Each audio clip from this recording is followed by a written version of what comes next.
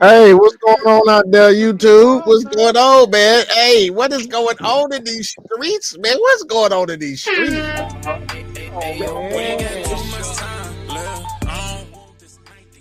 What's going on in these streets, dog? Hello, everybody. We're back again. Yes, we are. Another live. 2 minutes loud. Loud as fuck. I know it's too loud, dude. I'm DJing. Yeah, man, let's go. Oh.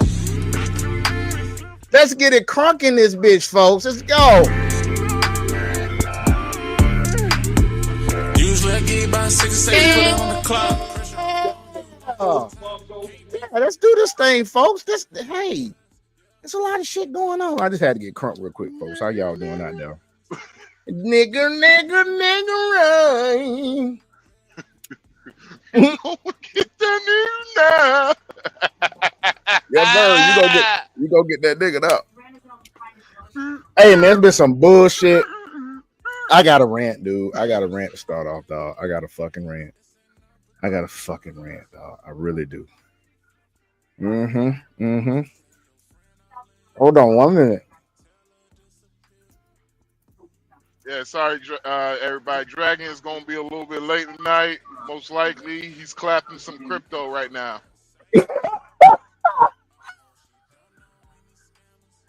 Do me a favor, please. Get out of here. Get out of here, man. Hey, man. Hey, real though, folks. Let me tell you something.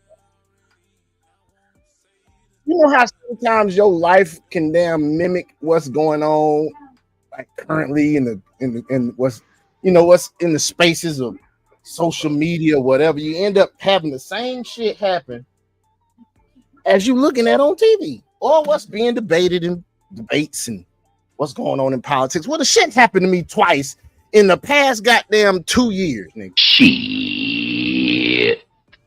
So give y'all a little background, because I'm pissed off. I had a promotion that I sat for an interview probably a year ago. And I got passed over by somebody that had less experience than me, and yes, they had a coochie. And there was a black woman. So obviously I got jumped over, because if you know anything about DEI, you know that white men come first, then Asians, then white men, and somewhere down the line is black folk, but black women come before black men. So I got stepped over. I got a DEI hired over me. I got over it. Sit for the same position again, because she want to move to day shift because she can't hack night shift. Now, if you would have hired me in the first fucking place, you wouldn't have to deal with this shit. Now you spending more money because you had to acquire another position. That's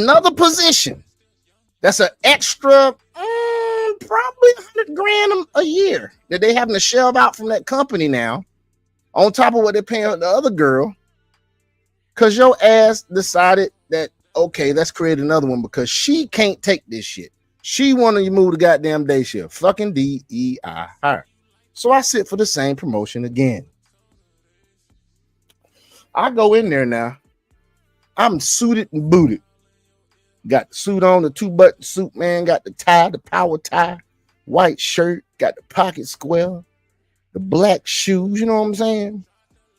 Coming in looking good, got my locks pinned back. Nigga got the Benjamin Button suit on. Try to tell you, dog, looking sharp. I go in there, listen, y'all, I got 24 years experience in restaurant therapy. I have 3 degrees. One of them happens to be a master's in business administration. I have served as a clinical coordinator before at another hospital. During COVID, mind you, during the wild time. I started and then COVID hit and came through that bitch like a fucking champ. Only reason I left that position is because they were still doing these damn high contracts in respiratory care that I was paying more than I was getting paid in management. So what would you do, folks? Would you leave and go get a job that pays you more and you got less responsibilities, or will you stay at the same job having to deal with all this bullshit coming through COVID that they guessing how they goddamn gonna care for these people? Policies out the door, writing new policies every fucking week. Shit's crazy. Having to teach staff and shit the new shit that's coming down the pipeline because that's your responsibility, and keeping up with all their credentialing and keeping up with all their certifications and their training. All that shit at the same time. This is what I'm doing now. Sitting in on C-level meetings and shit, sitting in on departmental meetings and all this shit. I'm doing this already, been doing it. And before then, I worked as a charge therapist. I worked as a lead therapist. Only got written up one time, and that was a long time ago. So now here I am, sitting down for this interview, right? Sitting down for this interview, right? And this is what happened. I sit in the interview. I'm wowing them. I know I'm wowing them because they just like not even thinking of the shit I'm bringing up in the meeting now. I'm bringing up new ideas and shit, giving him ideas. He asked me these questions. He didn't ask me nothing about skill, nothing about experience. It's all about situational shit. How would you deal with this? How would you deal with that? That was the whole interview. So then, after the big boss gets off the phone, because she attended the interview via virtual, he says this shit. Now, listen to what I'm about to say, and I'm going to come back to it. He says, hey, for this position I got, just off record, with this position I got, I had to interview 3 times. Remember that. Okay, so do the interview. Here comes that following Monday. That interview was on a Friday, I think. Here comes the following Monday. No, it was a Thursday. Here comes the following Monday. I get a call before I go in the job. Man, it was a hard decision, but we had to go with Amy. Excuse me, I'm sorry, I shouldn't dox her. Fuck it, I've done it now. We got to go with Amy for the position. Like, you got a question about here, but at the same time, man, I would love for you to get involved in the shared governance meetings that are our facility. So these meetings obviously are to talk about improving healthcare in their monthly meetings, right? You don't want to hire me for the fucking supervisor job, but you want me to goddamn be in these meetings. I said I'll think about it. So I wasn't tripping. I was like, okay, passed over me again. I know what I need to do. Come to find out, the chick that they hired don't even have the credentials that qualify her for the job. Don't even have them. I got the credentials, and I've worked at the amount of time that they require that you work under these credentials that they require. She don't have the credentials, and she ain't worked under them. Yet and still, she gets hired over me. Do me a favor, please. Get out of here. Get out of here, man. That's a bullshit. Straight bullshit. So I'm ranting because I think they chose her ass for that position months ago. And I'll tell you why I think that. One, why would he mention that he had to interview 3 times? And this is my second time interviewing for this position. Why would he mention that he had interviewed 3 times for his position? Bitch, you ain't me. Give a fuck how many times you had to interview. So that let me know your ass is trying to goddamn soften the blow. You done already figured out who the fuck you want to hire. What did you think about that, Max? Well, what you going through? Yeah, it's kind of fucked up. Like he said. He said that he mentioned to me that he had to interview 3 times for the position he had. This was after the big boss got off the interview. So my interpretation of that is this dude had already made the decision who he was gonna fucking hire before he even got me in the fucking interview. Yeah, it was just a waste of your time. Wasting my fucking time. Exactly. Mind you, the chick that they hired has a problem with attendance. She calls out, and they don't know I didn't copy the motherfucking schedules that show when she calls out. And the other person that got passed over was a person that had the same credentials as me. Unfortunately, the person that they hired was of a different race than what me and this other person was. Hate to have to say that, but it is what it is. It shouldn't be like that. They work on that good old boy system, that buddy system. Like, basically, if you know them, you get the job. Because they did hire. There's only 2 people of color that are in management positions across the whole fucking system of or hospitals.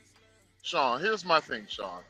If you're going to go with that type of system, right? So I worked for a company that was like that. Right. And it's the same thing I told that company. If you're going to be like, if you're going to hire, if it's basically going to be on a kind of a buddy system of people you're hiring, I have no problem with that. Just don't waste my fucking time. Please don't waste my time.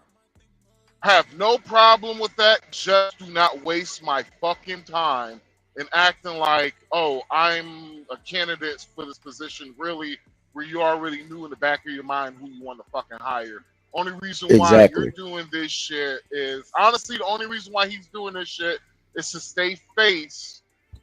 Cover his ass. Cover his ass. Because here's the thing. Why the fuck you going to tell the person that questioned you about it? Because this person actually questioned him and said, this other person said, why did you choose her over me? And she's like, he got defensive. He even said during that conversation, he said, what, you think you're a better therapist than this other person? Like, come on. And then when she questioned him about the credentials, he said, well, you know, I have no control what they put up. We can have the choice to choose someone that has a CRT we want to. Now, mind you, at the other hospital, they did the same fucking thing. This other girl ain't had a credential for her position. They chose her too. So me and this other girl, we actually filled out EEOCs. And people, if you don't know what that is, that's Equal Employment Opportunity Complaints. I filled that bitch out. Fuck it. Show the fuck there. And I got to schedule my interview. I printed out the schedule where she called in to do, gonna have the nerve to tell the other person what she hadn't been written up for calls in. You the one that's supposed to write her up. And if you her buddy, you ain't gonna write her up. What kind of bullshit is that to say to somebody? And then gonna want me to be in these shared governance meetings. Like, dude, you got a supervisor now. That's her job. That is not in my job description. You want me to do that? Put in my yearly goals for my promotion. I mean, for my raise. If you ain't gonna do that, fuck off. Fuck off. I'll be real with you, bro. I will be looking for another job, but the other chick who you interview with, I would quit the same time she's quitting, because I gotta put in 2 weeks in, right? Yep. I'll correlate it, put y'all 2 weeks in at the same fucking time. We probably will. And let them trying to figure out where the fuck, how the fuck are we about to replace two people, because we made a decision of hiring somebody. Honestly, in my opinion, if everything you said is what you said, you literally hire a person who's underqualified. So she just got the years of experience of working. That's it, bro. She been at the place longer than us. They did this shit to me. Okay, so the last person they passed over for me, I came on staff, internal, was not contracted or nothing. This other chick was contracted. She had been there for a while under contract, which means she worked for another company and she's like a temp person. So she ends up coming on board under the Tanner. Not my bad. I said the damn system. So what? She comes in under that system. Now she's internal. Then they hire her over me. I've been there longer than her. And I got more experience, and you hire her over me. Neither one of these chicks had any goddamn supervisory experience, dude, that I know of.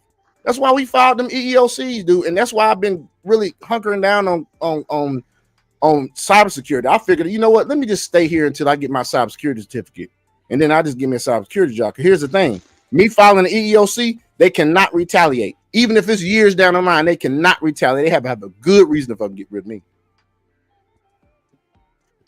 Like, I gotta be like, call out, get written up, be late to work, do something bad at work. They can't fire me for nothing. Even though I'm in an at-will state, they can't do shit now that I'm filed this EEOC.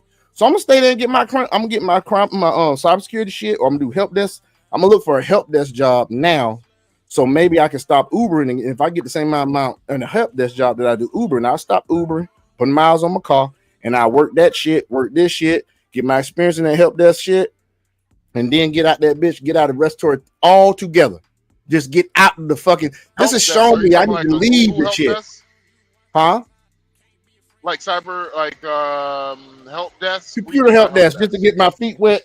to get some experience in IT. You can get those without any Okay. experience. I just got to have a.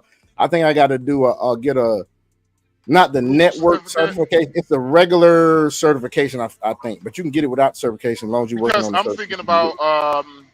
about is getting a Google certificate so I can work with Google. Okay, cool. I like it. Yeah, Because I I'm like it. trying. I'm done driving trucks. You done driving truck? When? Shit, I got 2 years, bro. Oh yeah.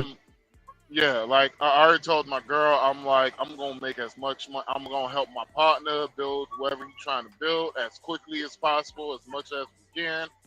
But I'm like, or I told my girl, only way I'm staying in longer until I hit 40, niggas gonna have to pay me. Niggas gonna have to. They gonna have. They gonna have to pay your ass. They gonna have to hit. You wanna hear something funny? Thank God for Donald Trump. God bless America. God bless Donald Trump, because him passing that new law requiring these motherfuckers to know how to speak English. Jobs is Yeah. available like a motherfucker, ain't it? Yeah. No, it's about to make me, because nigga, I'm It's like, about to make you more valuable, yeah, it's because I'm like, well, it's about to make me more valuable as a trainer, right? especially if you was So bilingual. as a trainer, well, shit, fuck being bilingual now. Yeah, I know because they said it's a law you got to learn English, but still, even if you had bilingual, if you had Spanish and you was intermediate like myself, dude, you can make even Yeah. more money. Because I ain't fluent yet. I still ain't fluent yet, but I'm almost there. I got this book with Dominican slang in it, and it's making me Yeah. understand how they talk way better. Like it's really helping me out. And then I think what I'm gonna do is I'm gonna start watching them telenovela soap operas and shit, and then listening to like Dominican rap and getting used to that. I mean, I already listened to it, but I mean actually sitting down and listening to it. It's But yeah, funny man, because the thing is with all this bullshit, y'all, it's like, look, you got to know your worth. I know my fucking worth, and I got something that some people don't know about. It's a certain type of knowledge. It's called tacit knowledge. That's TACIT, tacit knowledge. If you know anything about management, you know anything about people and working with folks. Tacit knowledge is the knowledge that is acquired when you're on the job. And so when you're looking at your staff, you look at the ones that have the most experience. The ones that have the most experience have the most tacit knowledge. This is knowledge that can't be taught. It has to be learned. So when you're dealing with your bottom line and training people and hiring people and people letting go and your turnover and everything, your younger staff people in your job have the least amount of tacit knowledge. And if you have older people, they leave, or people that have more experience leave, you lose a lot of tacit knowledge. You have to retrain people. So me and this person that have been, discriminated against, if we were to leave, they have 3 to 4 therapists on their staff that are weak as shit. And when I mean weak as shit, some of them are like 2 years out of school. One of them has been out of school a while, but he has no fucking confidence in himself. Oh, that's another thing. I'll tell y'all later. This shit's stupid. That'll be another segment. He has no confidence in himself, so he makes mistakes. He's gonna kill somebody. Like if I was goddamn there and he walked in the door, dog, I saw him coming in there, bro. Do you know I would seriously tell them, look, please don't let this motherfucker touch me at all. so basically, what you saying is these niggas got you sedated. The nigga walk in the door, you wake fuck up like, yo, hey, Dude. You guessed it. You And I tried tell it. you, this cat is terrible, dog. He is fucking terrible. We gonna get into it. I want not now. We can do this Hey, after this. But this dude well, is here's terrible. something. Hey, Sean. So here's the funny thing. There's a truck driver I actually know of that is like that. If I see I know what this nigga truck looks like. I know what his trailer looks like, nigga. I know the truck number, trailer number, all that shit. If I ever come anywhere close to him, nigga, that's the day I pull over, bro, and just like, fuck it, we taking a break. But, Dude, that's how. Did you know exactly how I feel there? You know exactly how I this feel. nigga This still, cat is terrible. this, hold on, this nigga has been in 30 accidents and still got his CDL. I told this Dude. motherfucker, I was like, the only reason why you got your CDL still is because you white, nigga. I was like, that's the only thing. I was like, that's the only thing. I was like, that's the best. That's the only explanations I could think of. Because anybody in that office who's still saying you can have your CDL, all them motherfuckers should be fired. Goddamn, you a Japanese samurai, Japanese samurai in the life ritual. Boy, I'm sorry. I'm sorry. No, you I'm good, sorry. man. Shaw, you don't understand, bro. I have watched this nigga killed a bunch of fucking cones, nigga, in truck driver school. Then when I graduated, 4 months later, this nigga was still in truck driver school. He was the longest person to be in truck driver school. Yeah, he sounds about as equal as this person I'm talking about. Because Dude, I might as well get it. Go ahead. So here's the only reason why he was still in truck driver school. It was because of the fact that they guaranteed on the contract you become a truck driver. After he graduated, they ended that shit.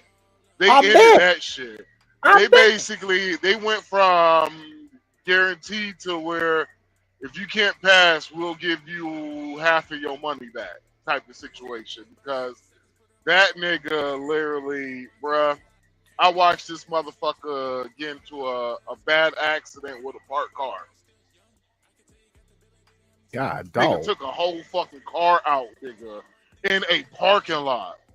And I was, and they're like, you know, we get the statistics and all that shit.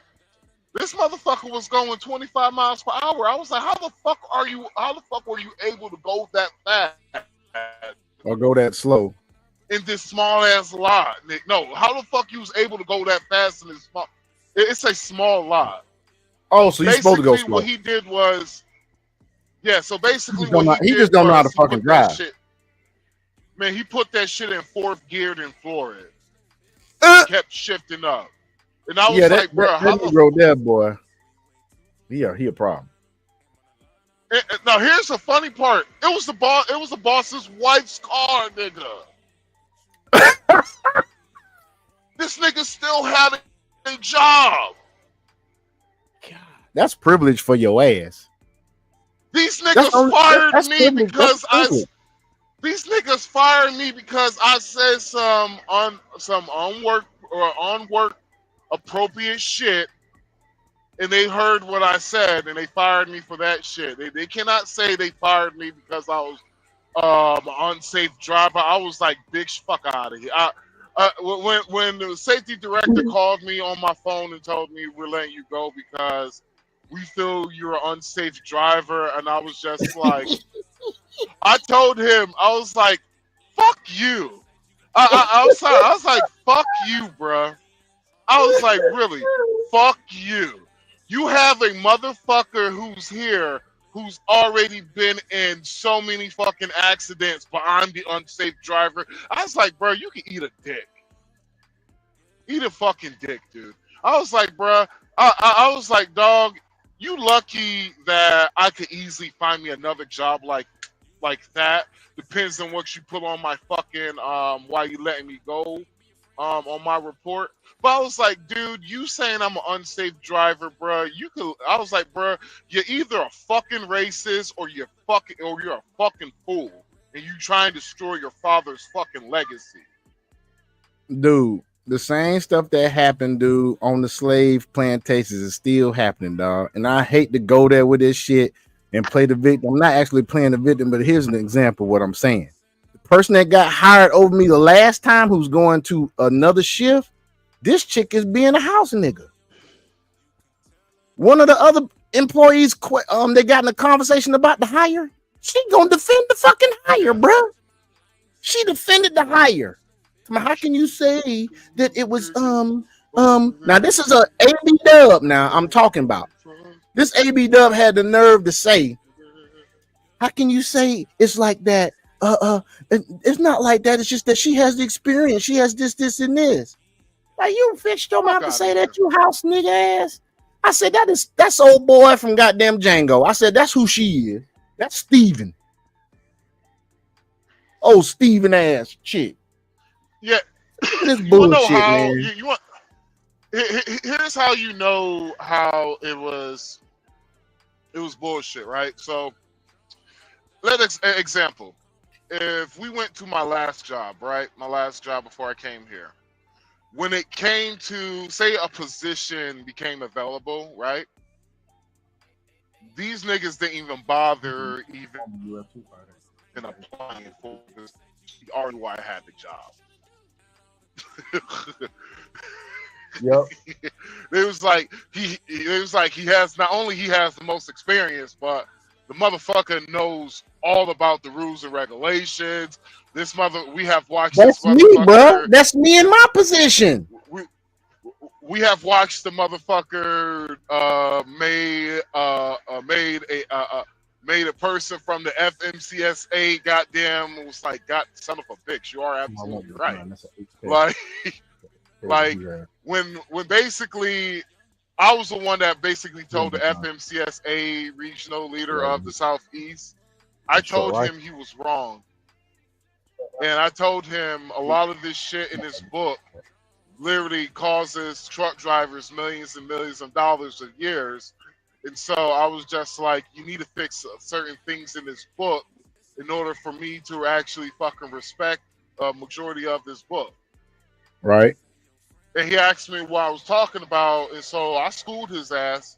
And he was like, "Well, you still got to do a pre-trip." I was like, "This, you know what? I pulled out $1,000. I was like, I got $1,000 right now. You show me on that 18-wheeler right now where your tow bars, the Saddle Mount is at. I give you this $1,000 right now."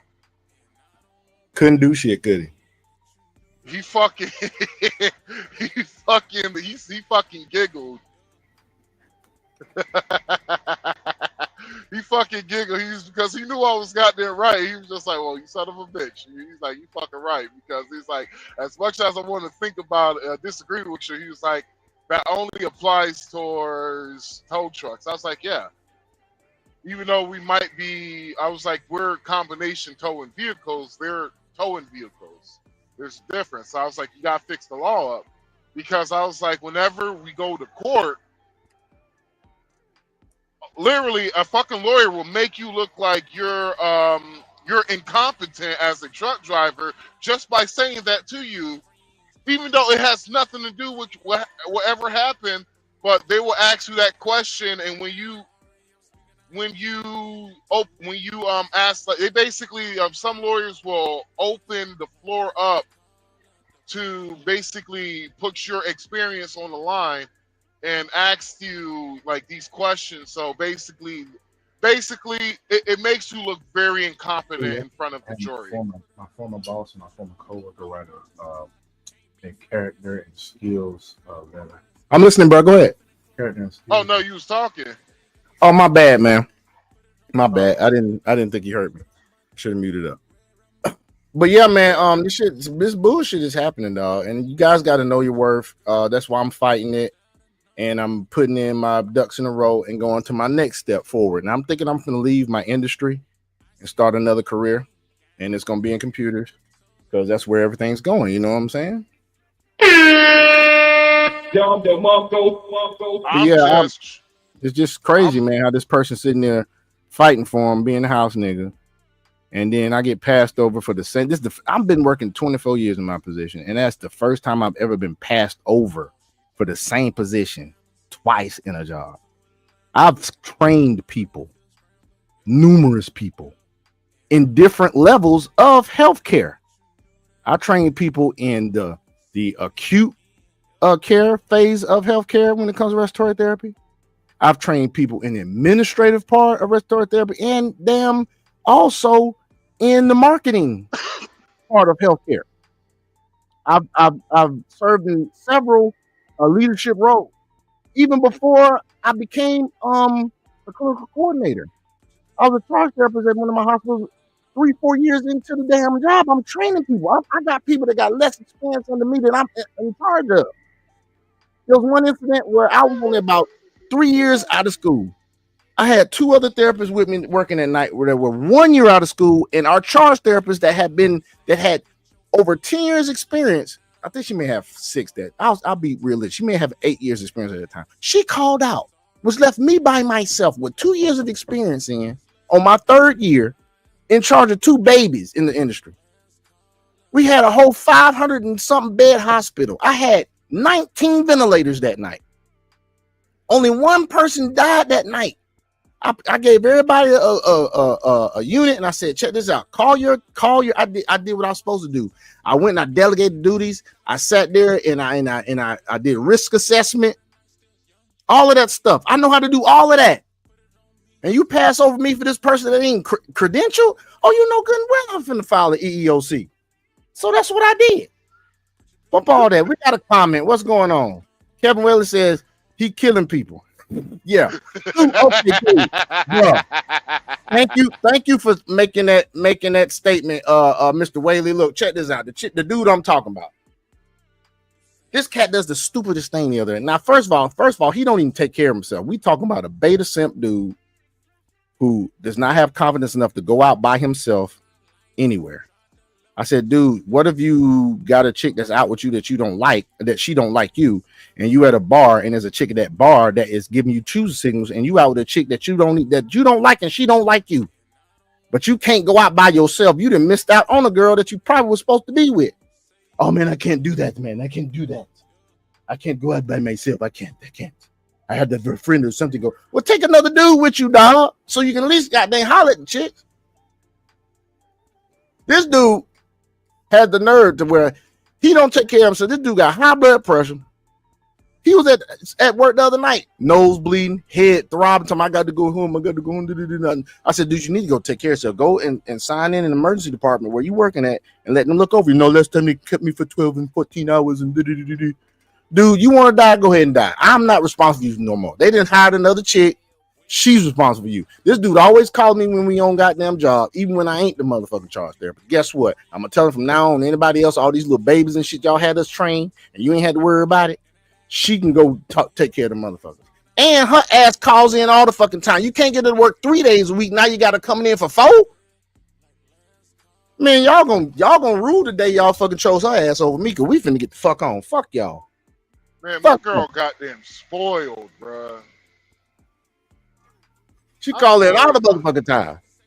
Be changing out to the times that she's supposed to do treatments because she don't want to get the fuck up out the damn seat in the office. Be changing times that's supposed to be done at 9. She'll change them to 10. She be in that sleeping shit. I'm gonna start recording her ass. Don't let me see her ass fucking sleeping that bitch. I'm gonna put I'm recording her ass. She closed the door. I got a little spy camera. I might record her ass. It may not be admissible in fucking court, but I'm gonna show their ass that shit. They'll get a goddamn mail. They'll get a goddamn envelope assigned to them with no return address put up underneath the human resources goddamn dough bitch. Oh, the DVD hoe. You get that shit. That's what you're gonna get. That HK is a badass gun. Anyway. But yeah, man, I'm done with that. Fuck that shit, man. Hey, all I gotta say is this. This is what I got for that whole department. Now they done that shit. This is what I got for their ass right here. 我们今生注定是苦之来要笑着走过呀。朋友啊，让我们一起牢牢 Bye bye. I'm not finna be with y'all motherfuckers. I'm getting the fuck on. And y'all gonna be singing this shit when I get the fuck on. Fuck y'all. That's for y'all, goddammit. Yo, it's funny. This is how much you know China is taking over, nigga, or they took over the other hemisphere. Because back in the day, the only thing you could never find anything that was from China. Well, was from Hong Kong. Was the Chinese fighting movies, bro. Yo, these niggas got some cinema short videos, bro. That I ain't gonna lie, bro. It is so fucking good. Like, you know those ads they be having on Facebook? Mm-hmm. Man, they had this one shit. It was about a cook, bro. I had to find that motherfucker, bro. boy. That shit was good, nigga. Like this motherfucker, descaled a whole entire fish, and the motherfucker was still alive. I was like, cold-blooded, nigga. Cold blooded whole dog. meat off, took the whole meat off the bones and everything, man. But shit, where the fuck am I? Where the fuck are you? No, all right. So I got. What's up? We about to shift gears in a minute. What's up, dude? Oh, my bad. My bad. We about to My shift bad, gears my in a minute. bad. What's up? Just tell me what's up. So, no, we can just move on. It's not. It wasn't really fucking important. You sure, man? Because I'm typing something right now, so you can. Oh, okay, man. Talk It to me was more. just. It was just I'm picking up from the middle of fucking nowhere in Illinois. Like, ain't man, it be you get out to some of these country parts in these country, bruh. I ain't gonna lie to you, bruh. How much darkness will freak you out, bruh. It's like Can't see nothing, can you? Can't see a damn thing, bruh. If it wasn't because my eyes adjusted to this shit, but if I turn off all the fucking lights right now, bruh, you ain't seen shit. And the lights that you seen, that was from the lights that automatically stays on regardless. Ain't shit you can do about that, those lights. But it just be getting dark out here, and I have had some experiences over the road with ghosts. So get Do your me a ass out favor, the middle. please. Get out of here. Get out of here, man. Nigga, I promise you, bro. Like, there was I'll tell you a quick. What more quick do you let me. want I'll tell you a quick ghost story before I might possibility ahead, I might lose signal for like a minute. So just in case, just I'll let you know. I'll be ready, bro. I'm right here. I'm So- zoned in tonight. So I was driving to a spot, to a warehouse in Iowa, and so I finally get there. It was about 2:00, 1 to 2:00 in the morning and shit. And so I get there. There's nobody there. It's all that shit. So about like 2:05, about 5 minutes later, there was a guy started yelling at me. He was just like, "Hey, you can back up in Dock 3." And I was just like, "What?" And I just couldn't see his ass because it was just a light bright, like on my mirror. But I just heard, "Yeah, you can back up to Dock 3." And he was like, "We just unload you in the morning." I was like, "All right, cool." So what does that back up about 3 mean? Just like back up 3 feet? What? Like it literally back up to door 3, and so only thing I had to do is when I wake up is just open my doors. So Gotcha. usually I would have asked, "Can I open my doors?" And Depends on the security of the place you picking up from. Suspiciously did not ask that night. Yeah, but suspiciously did not ask that night. So I wake up to a banging on my truck and shit. And the dude, he was like, "Hey, you can open your doors." He was like, "Huh."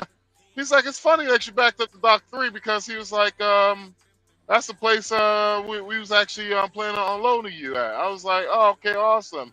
And I was like, "Yeah, well, the guy from last night told me I could back in." He was like, "Oh, okay." He's like, "Wait, what fucking guy?" He was like, "Yeah, it was a guy that told me I could back up to Dock 3.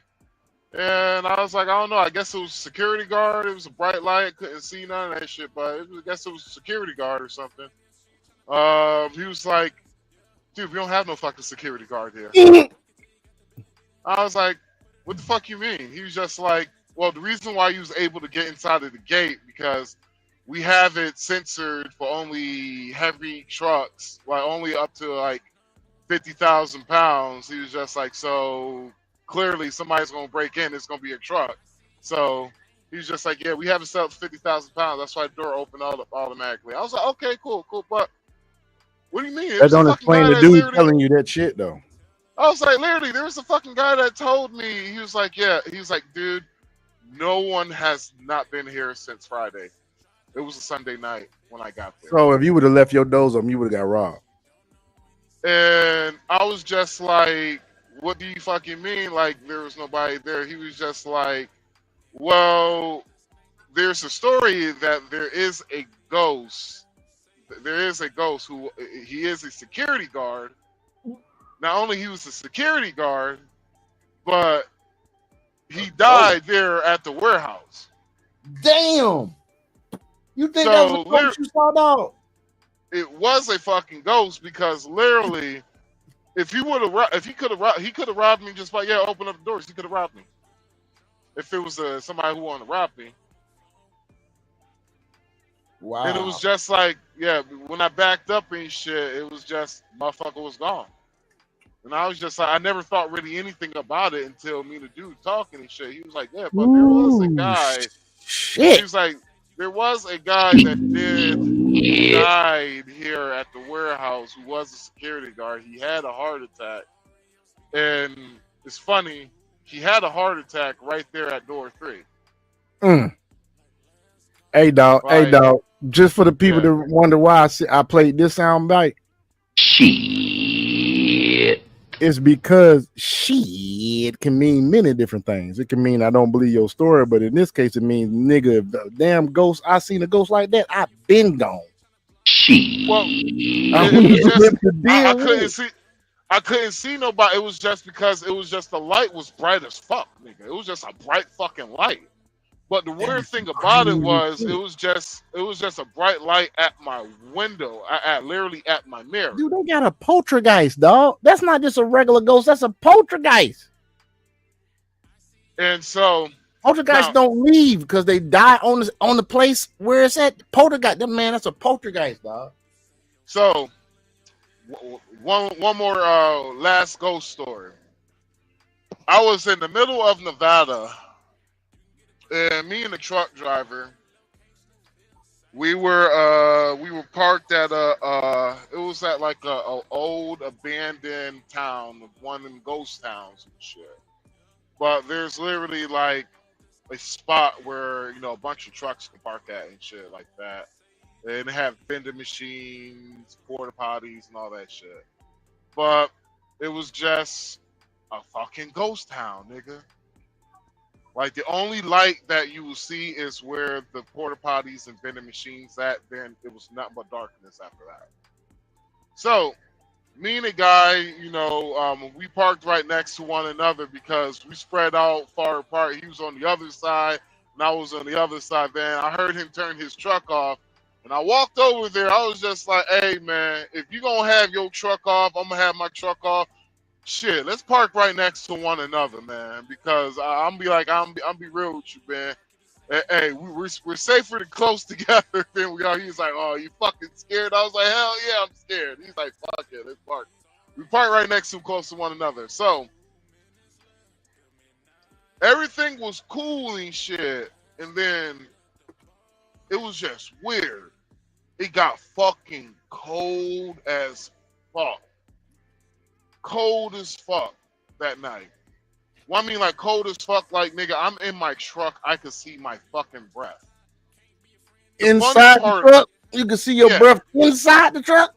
Yes. That's some crazy shit, dog. The funny part about it, well, I was like, yo, what the fuck? Ain't that funny about that shit?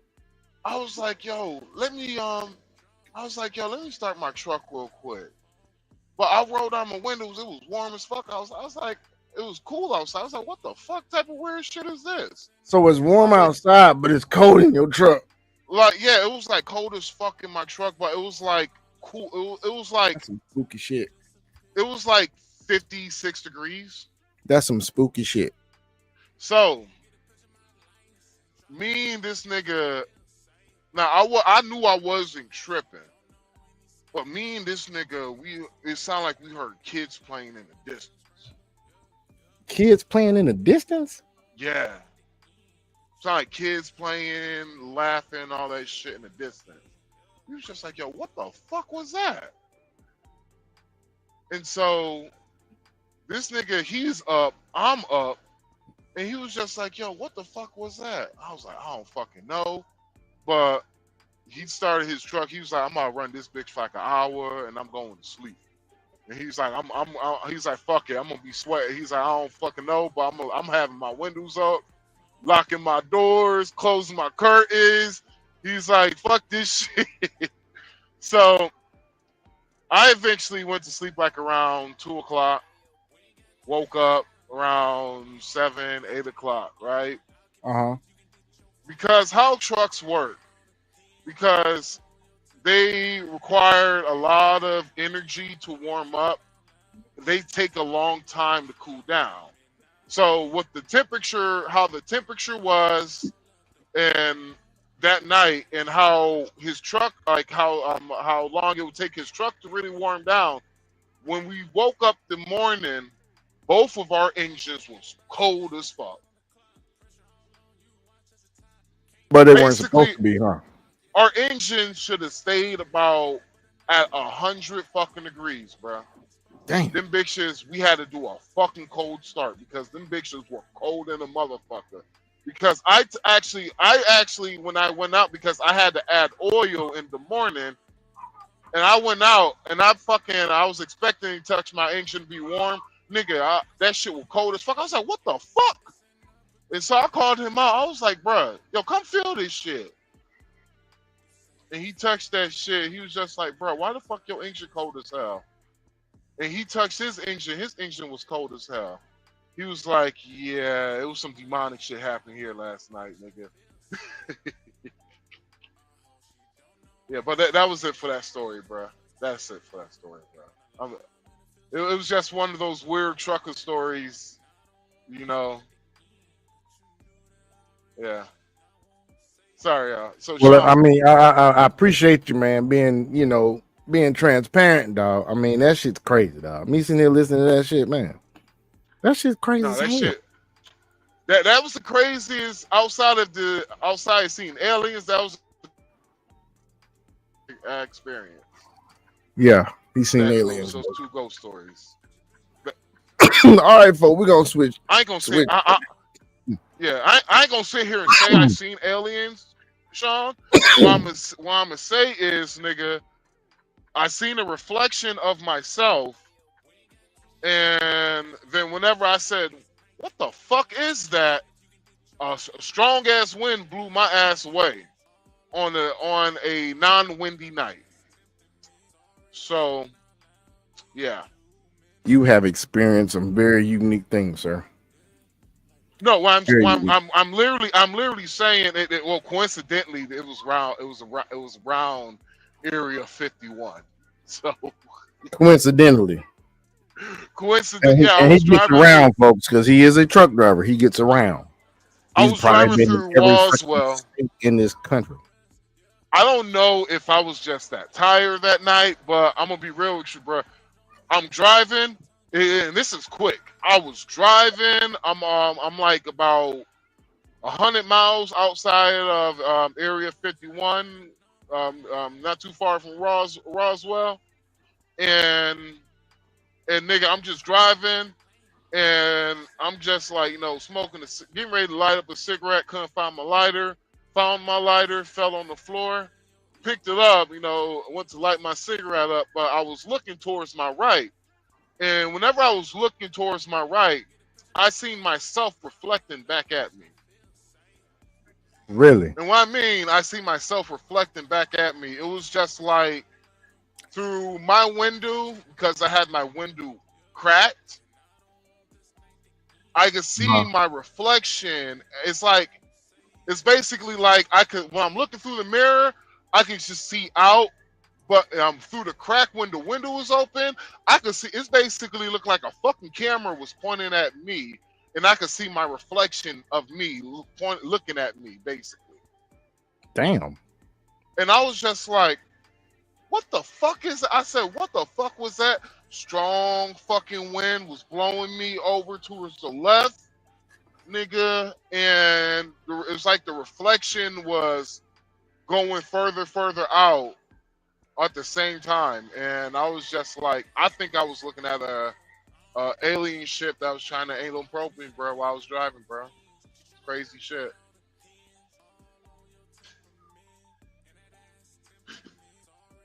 Boy, I That's the tell you, reason this why I is crazy. stopped. But hey, that's the reason why I stopped drinking monsters, bro. I stopped drinking monsters because I felt like it was giving me a delusion, like some Hallucinations. weird hallucination, delusional hallucination. Nigga, I don't fucking know. Taking your But ass it's to the just next level. Somebody had tainted the monsters with something.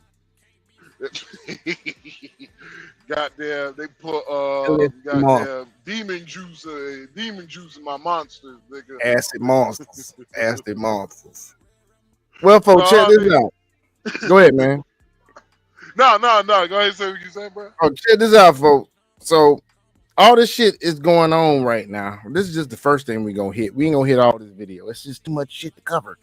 We're just gonna hit and go on to the next. We're gonna see if we can goddamn get covered, bro. Because a lot of stuff happening. Listen up to this. We're following some breaking news tonight at 6 as a judge has now ordered Fulton County District Attorney Fani Willis to pay more than $54,000 for violating the Open Records Act. Zach Merchant with our 11 Alive political team. That's right, folks. Fani Willis to pay some money. Broke the story. And Zach, you just got a copy of that court order. What have you learned here? We did. We just got a hold of this Fulton County Superior Court order just in the last roughly 15 to 20 minutes. In it, Judge Rachel Krause rules that DA Fani Willis violated the State Open Records Act by failing to turn over documents requested by defense attorney Ashley Merchant. The judge wrote that the defendants, the Fulton County DA's office, were openly hostile to Merchant and failed to handle her requests in good faith. Openly hostile. When people get openly hostile or defensive, when all you doing is doing what the law says, should be a big ass red flag and something that lets you know they ass is doing something for real. Come on now. How you gonna get hostile when they looking for shit legally? Merchant had sought a copy of confidentiality agreements signed by DA's office employees, as well as a list of attorneys hired by DA Willis. Judge Krause today gave the district attorney 30 days to pay Merchant $54,000 in attorney's fees and to turn over those requested files. Spokespeople for the DA's office did not immediately return requests for comment. This is the pink salt recipe that took me from 179 to 126 in just weeks. You know what the best part is? It's natural, easy, has no side effects, and takes less than a minute to prepare, using just 4 ingredients that I bet are already in your kitchen. This morning, I woke up and looked at the spot where I keep my Japanese pink salt recipe, the one I used when I was desperate to fit into my wedding dress, what some of my followers now call the homemade mounge. And I remembered how terrifying it was to have my dress custom made 2 months in advance, only for it to nearly burst open on my wedding day.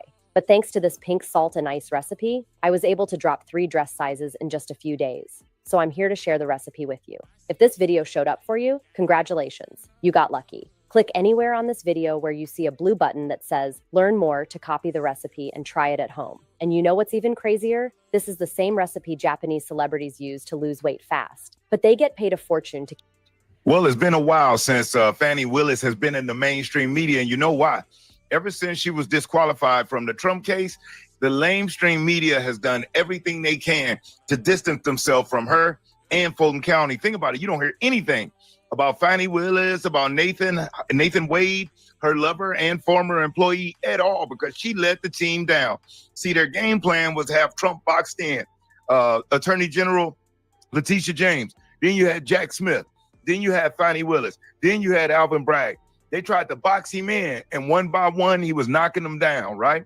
Beating him up. Letitia James was one that was able to get him in a civil suit, which is in the Court of Appeals, and Alvin Bragg on that ledger issue where they've been able to use their 34 felony count thing. But what's really been going on is underneath the surface, things have been going terrible for Fani Willis. And as you just heard, Ashley Merchant, who's the dynamic lady who was representing a defendant in the Trump case.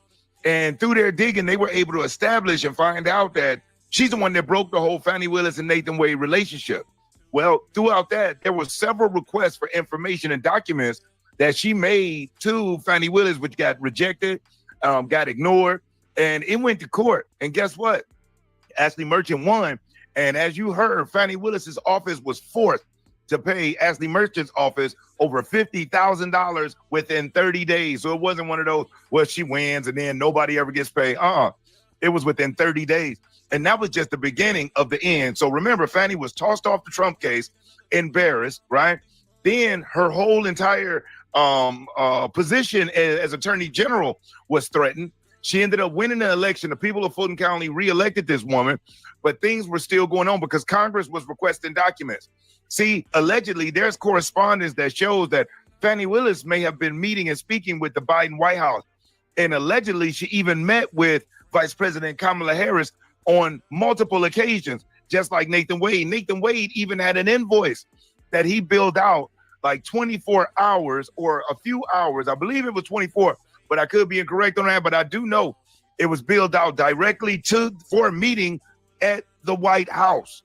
Now, why would a assistant prosecuting attorney on a Trump case of Fulton County be meeting with the Biden White House for anything? And this was all prior to charges even being brought. So check out, now that she got thrown off, she refused and rejected Congress's request for information. And the Georgia Senate have been requesting documentation, the Georgia Republican-led Senate, and she ignored them all. What's up, man? I can't hear you. My bad, man. I ain't see you was back. Nigga, what the fuck? Nigga, I've been in backstage for 10 minutes, nigga. A whole goddamn YouTube ad played and everything. I know, nigga. I fucked around and see that shit happen. Don't even sit here and be like, oh, I'm gonna be, hey, y'all don't have me 150 night, head ass nigga. My bad, man. My bad. I'm calling. I was just like, you know what? I'm gonna just hit Sean. What the fuck you doing, man? On the chat. My bad, I'm like, man. what the fuck? God My damn, bad, like, you man. took a fast shit or something? No, man. My bad. I was texting, man. My bad, man. My bad. Corn muffin head ass nigga. But she took another loss. Check out what happened with her. But let me give you a little bit of this article, and then I'll roll it to the next video. And then wait till you hear the latest L that Fannie just took. So hang in there with me. I'm going to get to these video clips. But this says right here, Fulton County District Attorney Fannie Willis has been ordered to pay more than $54,000 in attorney's fees for violating Georgia's Open Records Act, according to court documents. The dispute centers around the failure of Fannie Willis's office to provide records requested by defense attorney Ashley Merchant, who represents Michael Roman, a former campaign and White House aide to President Trump. Roman was indicted alongside Trump in the Georgia election interference case, which was brought by Willis in 2023 and currently remains in limbo. All right, so the rest of that just kind of reiterates what I was telling you about what happened. We know that it was all a conspiracy, them going after Trump, but check out what's happening with the Georgia Senate and how they just took it to Fannie. This is the new pink salt recipe that took me from 179 to 126 in just 2 weeks. This is some ghetto shit. Nigga. I can't stop the damn ass, dude. Willis says she could be jailed if she keeps ignoring their subpoenas. Now, they demanded her to testify in September, but Willis has yet to respond. Atlanta News First political reporter Doug Reardon is at the state capitol. And it's not as if they just asked her nicely. This Senate panel issued subpoenas and even got a judge's ruling saying that they had the power to compel Willis to testify. Still, she has not shown up to any of these hearings. As a reminder, this investigation started over a year ago when it was discovered that Willis was romantically involved with Nathan Wade, the top prosecutor on the Donald Trump election indictment here in Fulton County. Shout out to Young Thug's lawyer. State senators. Shout out to Young Thug's lawyer. Shout him out. Shout Young Thug's lawyer, my nigga, because if it like that's the reason why, man. That's how all them motherfuckers got free. Only idiot wasn't it Gunner? Yeah, that was the one that snitched. Gunner, yeah. Yeah, and so. But ain't he supposed to be getting out soon? Or he already out? No, he snitched. Mm-hmm. So Yep. yeah, and so which hey, don't sit here and say, yeah, I don't follow that. I ain't no street nigga no more. So I don't follow the line of snitches get stitches, like, yeah, whatever. I'm more of you do something, I'm goddamn telling, I'm pointing out my fingers. I'm a type of I point you out on the stand ass nigga. So don't come Give me to a pillow, Max please. Powers Get and out of bullshit. here. Get out of here, man. Yeah, that's why I'm gonna say. That's why I'm gonna say while I'm eating my Burger King, my extra large Burger King Whopper with cheese with a milkshake, nigga. I'm be like, yeah. What You know that more nigga real do you name. want from me? I'm gonna be like, you know that nigga name. Real name is Clarence, right? You know.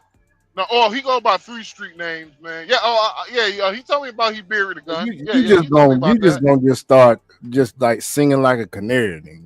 Yeah, man. I'm be like, yeah, man. Oh no, he don't live there, man. Oh, that's what he just, man. That's one his baby mama stay at, man. But he actually stay on 57th Street. Yeah, yeah, above the corner store. Yeah, that one right there. Yeah. That's it. Yeah. Oh no, shit. What? What? You don't need no warrant, man. I got the patent number. It's 22565. You just telling everything, ain't you?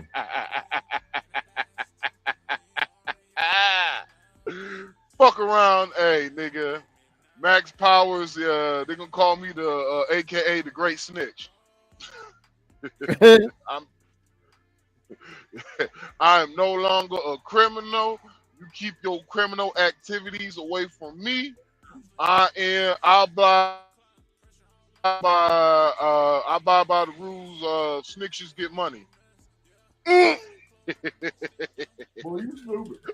On the Charleston White side of the game. You stupid, dog. Let's just hit a little bit more of this, then we're gonna go on. But y'all see what's going on. She got to pay up. Ever since then, but Willis has cited scheduling issues. The panel said they're running out of patience and told me today they may seek a contempt charge that could come with jail time. She is not above the law. And I think a contempt charge, which includes jail time. Boy, they ain't playing no more. Representative from Athens, he's a Republican. there are legal processes to force her to comply. And yes, that does include confinements, but the judge can issue an order to confine her. Yeah, you can be confined in jail as a punishment for contempt if you willingly snub your nose at a court's order. We did get a reply back from the Fulton County DA's office. They said, quote, the district attorney and special committee have not reached an agreement to testify, and the district attorney continues to challenge the witness subpoena in court. Willis, however, did agree to turn over some documents that the special committee had been asking for. They said they want to have her come in to testify in the last week in April or the first 2 weeks in May. They said if she doesn't show up then, they will ask that judge for that contempt charge. At the state capitol, Doug Reardon, Atlanta News First. So that's that. So we're gonna come up off of that. Man, fuck Fannie Willis, man. I know, right? Her tired I know, ass right? forehead, nigga. Nathan Wade, boy, you just. Hey, nigga, I knew it was for. She ain't the only one. She ain't the only one I hear about. She ain't the only one I hear, man, about to get that heat, bro. She ain't the only one I hear about to get that heat, bro. Like, trying to tell you, she ain't the only one I hear now. She ain't the only one I hear now. Here we go. Here we go. Let's get to this. Let's get to this now. AOC, come on with it, I bet. Come on with it, AOC. Come on with it, AOC. She about to get that shit, boy. She about to get that shit, boy. Me and AOC are pretty tight, whether we're going to put a new site. What a moron.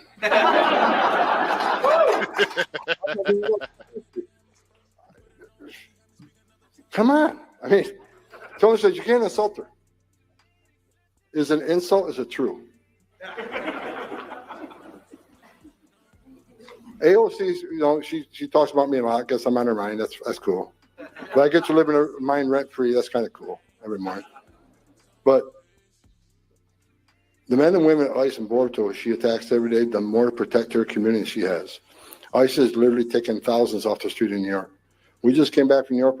We indicted 27 TDA members, $10 members, and took them off the street in New York. ICE has made New York safer than she'll ever do, or has done, or ever will do. So I wish for you can hate on me all you want. I'm okay with that. Matter of fact, again, it fires me up. I love it. But don't hate on the men and women who are putting their lives on the line for this country every day. There's no excuse for that. So I'm sick of the politicians. Now, Democrats have lost their minds. They're attacking ICE every day, attacking men and women of ICE at the same time to support. Yes, people, that's been going on. Matter of fact, they got a couple of they got a congresswoman right now they thinking about bringing charges up on because she done damn body slammed a female ICE officer. She about to get it put to her ass. Watch what I tell you. Watch. Keep looking out for that. Keep looking out, and when it happens, we gonna report it here on the 3-Man podcast. Yes, we gonna report on it. Or MS-13 gang member terrorists and run into El Salvador and give them a hug. We're at a place where I've never seen before. All right, y'all, we are back with another video. I definitely had to bring y'all this.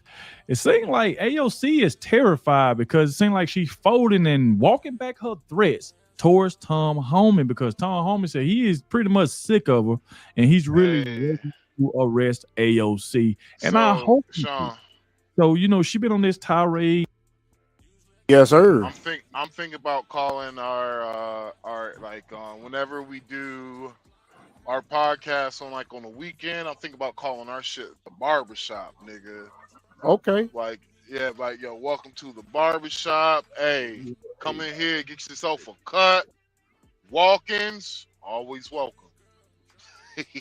Exactly. But I honestly, the AOC shit is nothing really is gonna happen to AOC because it's just tongue-in-cheek rhetoric she's using for her side of the her side. So, but nothing gonna really come from it. Yeah, but we're gonna just see what old boy said about it, just for a few. You know, not gonna do the whole thing. It's a 22-minute video. We're not gonna do that. You know, talking about Donald Trump and Tom Homan better not touch nobody. So in the description, it'll have his name. This is the real A Dog. The real A Dog with 2 G's. Like she's been coming out with these violent threats, and now all of a sudden she want to walk it back. And like Tom Homan ain't having it, the American people ain't having it. I don't know who AOC thinks she is. The way she just runs her mouth and yell and scream. Do this woman actually think somebody's gonna vote for her in 2028? Because according to Democrats, it seems like AOC gonna be their leading candidate, which will be a good thing for Republican because J.D. Vance is going to wash AOC. He's going to destroy this woman. I don't care if it's her. I don't care if it's Bernie Sanders, Jasmine Crockett, whoever y'all want to put up against J.D. Vance, he's going to destroy them. J.D. Vance is a pit bull. A pit bull in a suit. When it comes to any issues, debating, they are going to get freaking mollywopped. Dog walked. I'm predicting dog walking going on in any debates. You might as well forget it. And don't let him choose Tulsi Gabbard as his vice presidential candidate. Oh, he choose her? Oh, it's a freaking wrap. They ought to do that because then they can set up Tulsi to come on after him and be the first female president. You feel what I'm saying? That's what they need to do. You're muted, Max. That's what they need to do. So yeah, so she's been, you know, with this violent talk, pretty much saying that what Tom Homan better not do. After the mayor of Newark, Ross Baraka, stormed that facility when he was told to go home, him and another Democrat who's under investigation right now. So we definitely finna go and dive straight into it. Please hit the like button, subscribe to the channel. Shout out to everybody showing so much support, and shout out to the ones who always stay to the end and let me know in the comment section that you did watch the entire video. I really, really appreciate it. And like I said, as you coming in, please hit that. Why is Amazon paying me $600 a day? Because very, very important. It definitely helps the video out a lot. So please hit the like button. Without further ado, let's go ahead and dive straight into it. So I want to start y'all off with this clip right here because this is where it started. This is where Tom Homan just started just exposing how dumb AOC really is. So check this out about MAGA voice. And then we're going to get to where she's pretty much folding towards Tom Homan, trying to walk back her threats. And we're not going for it. We're going to look at a little bit of this, then we're going to look at the results of it. So MAGA voice say, holy Here is Tom Homan exposing how dumb AOC is. Liberals melt down. So check this out. Which includes family separation. The same as is whenever a U.S. citizen parent gets arrested when they're with a child.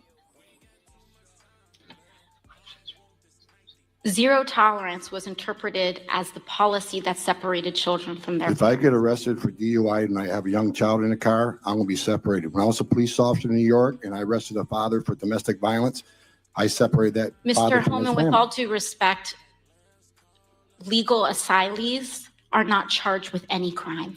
This woman is so freaking stupid. If you are grown up and you got a child with you, of course the police is going to separate you. You're going to go to jail, but they're going to call somebody to come get that child. Why is this woman acting like she don't know that? Like she, and think about it, they are taking up for illegal aliens. This is who she's taking up for. When you're into the country illegally, it's violation 8 United States Code 1325. Seeking asylum is legal. If you want to seek asylum, you go through the port of entry, do it the legal way. There you go. The Attorney General of the United States has made that clear. Okay. Okay. So should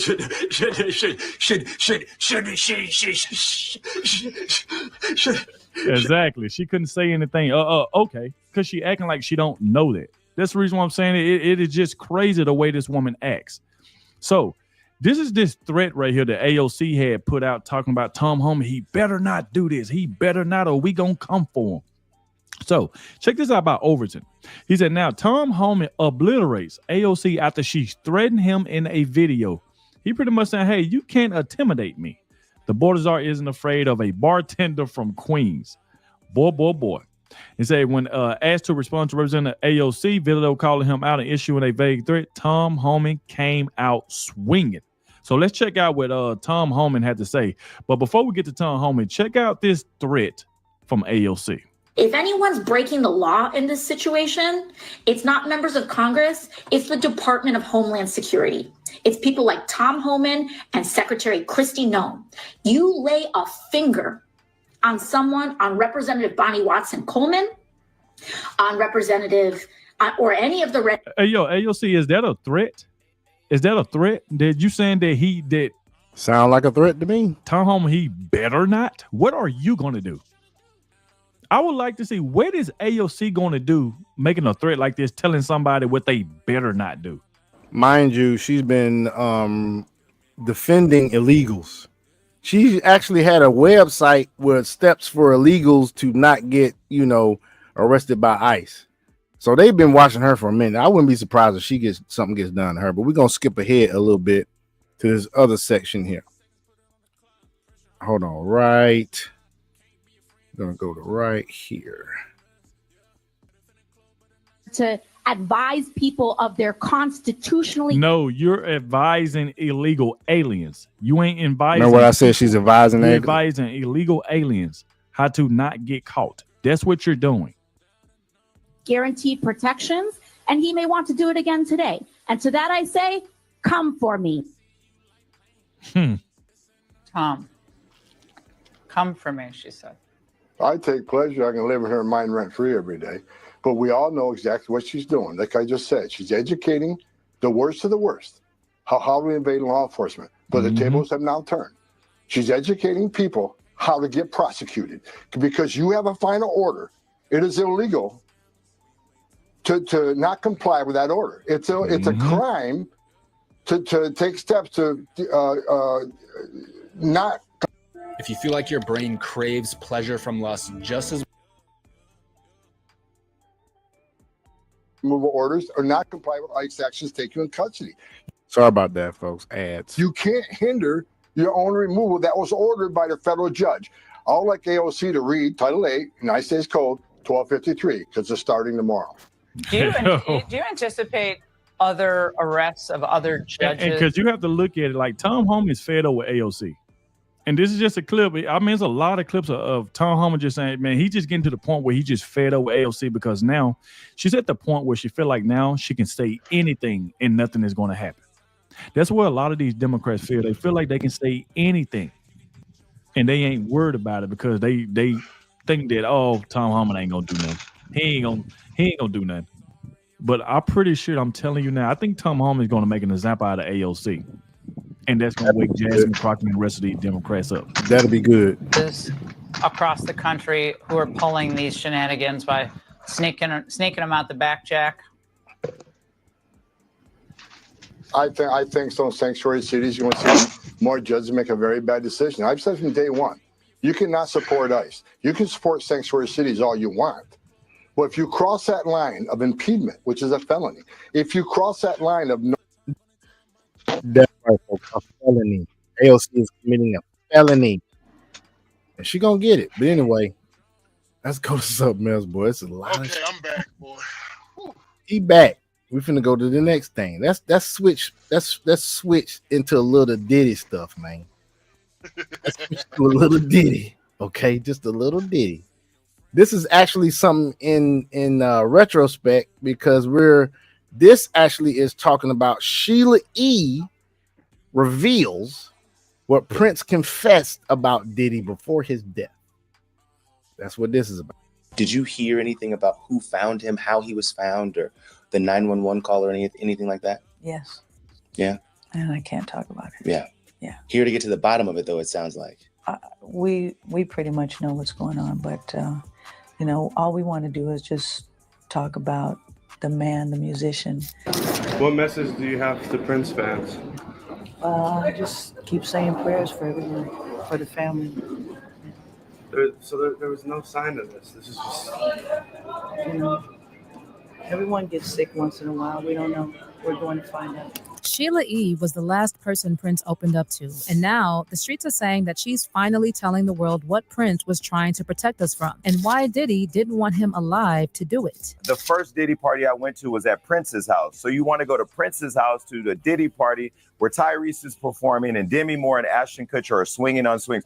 That is what's happening on the other side of the wall. And so the one thing that makes this party different than a Jamie Foxx party or any other celebrity party that wrangles a bunch of young women or guys or whatever too, is that Diddy didn't let you bring your security in the party. Here's the thing. Some fans believe Prince was ready to expose a deeper, darker truth, not just about music rights, but about the culture of exploitation, manipulation, and even rituals in the entertainment world. And guess what? Diddy's name is once again being whispered in connection. Y'all think Diddy backdoor Prince? I don't know.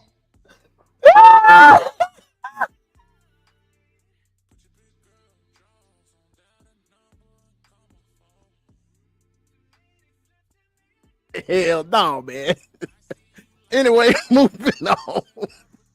I hope not, goddamn it. With those exact same conversations. Diddy. Coincidence? Maybe. Well, now Sheila E., who's been silent for years, is This nigga Diddy finger. Oh, my phone died.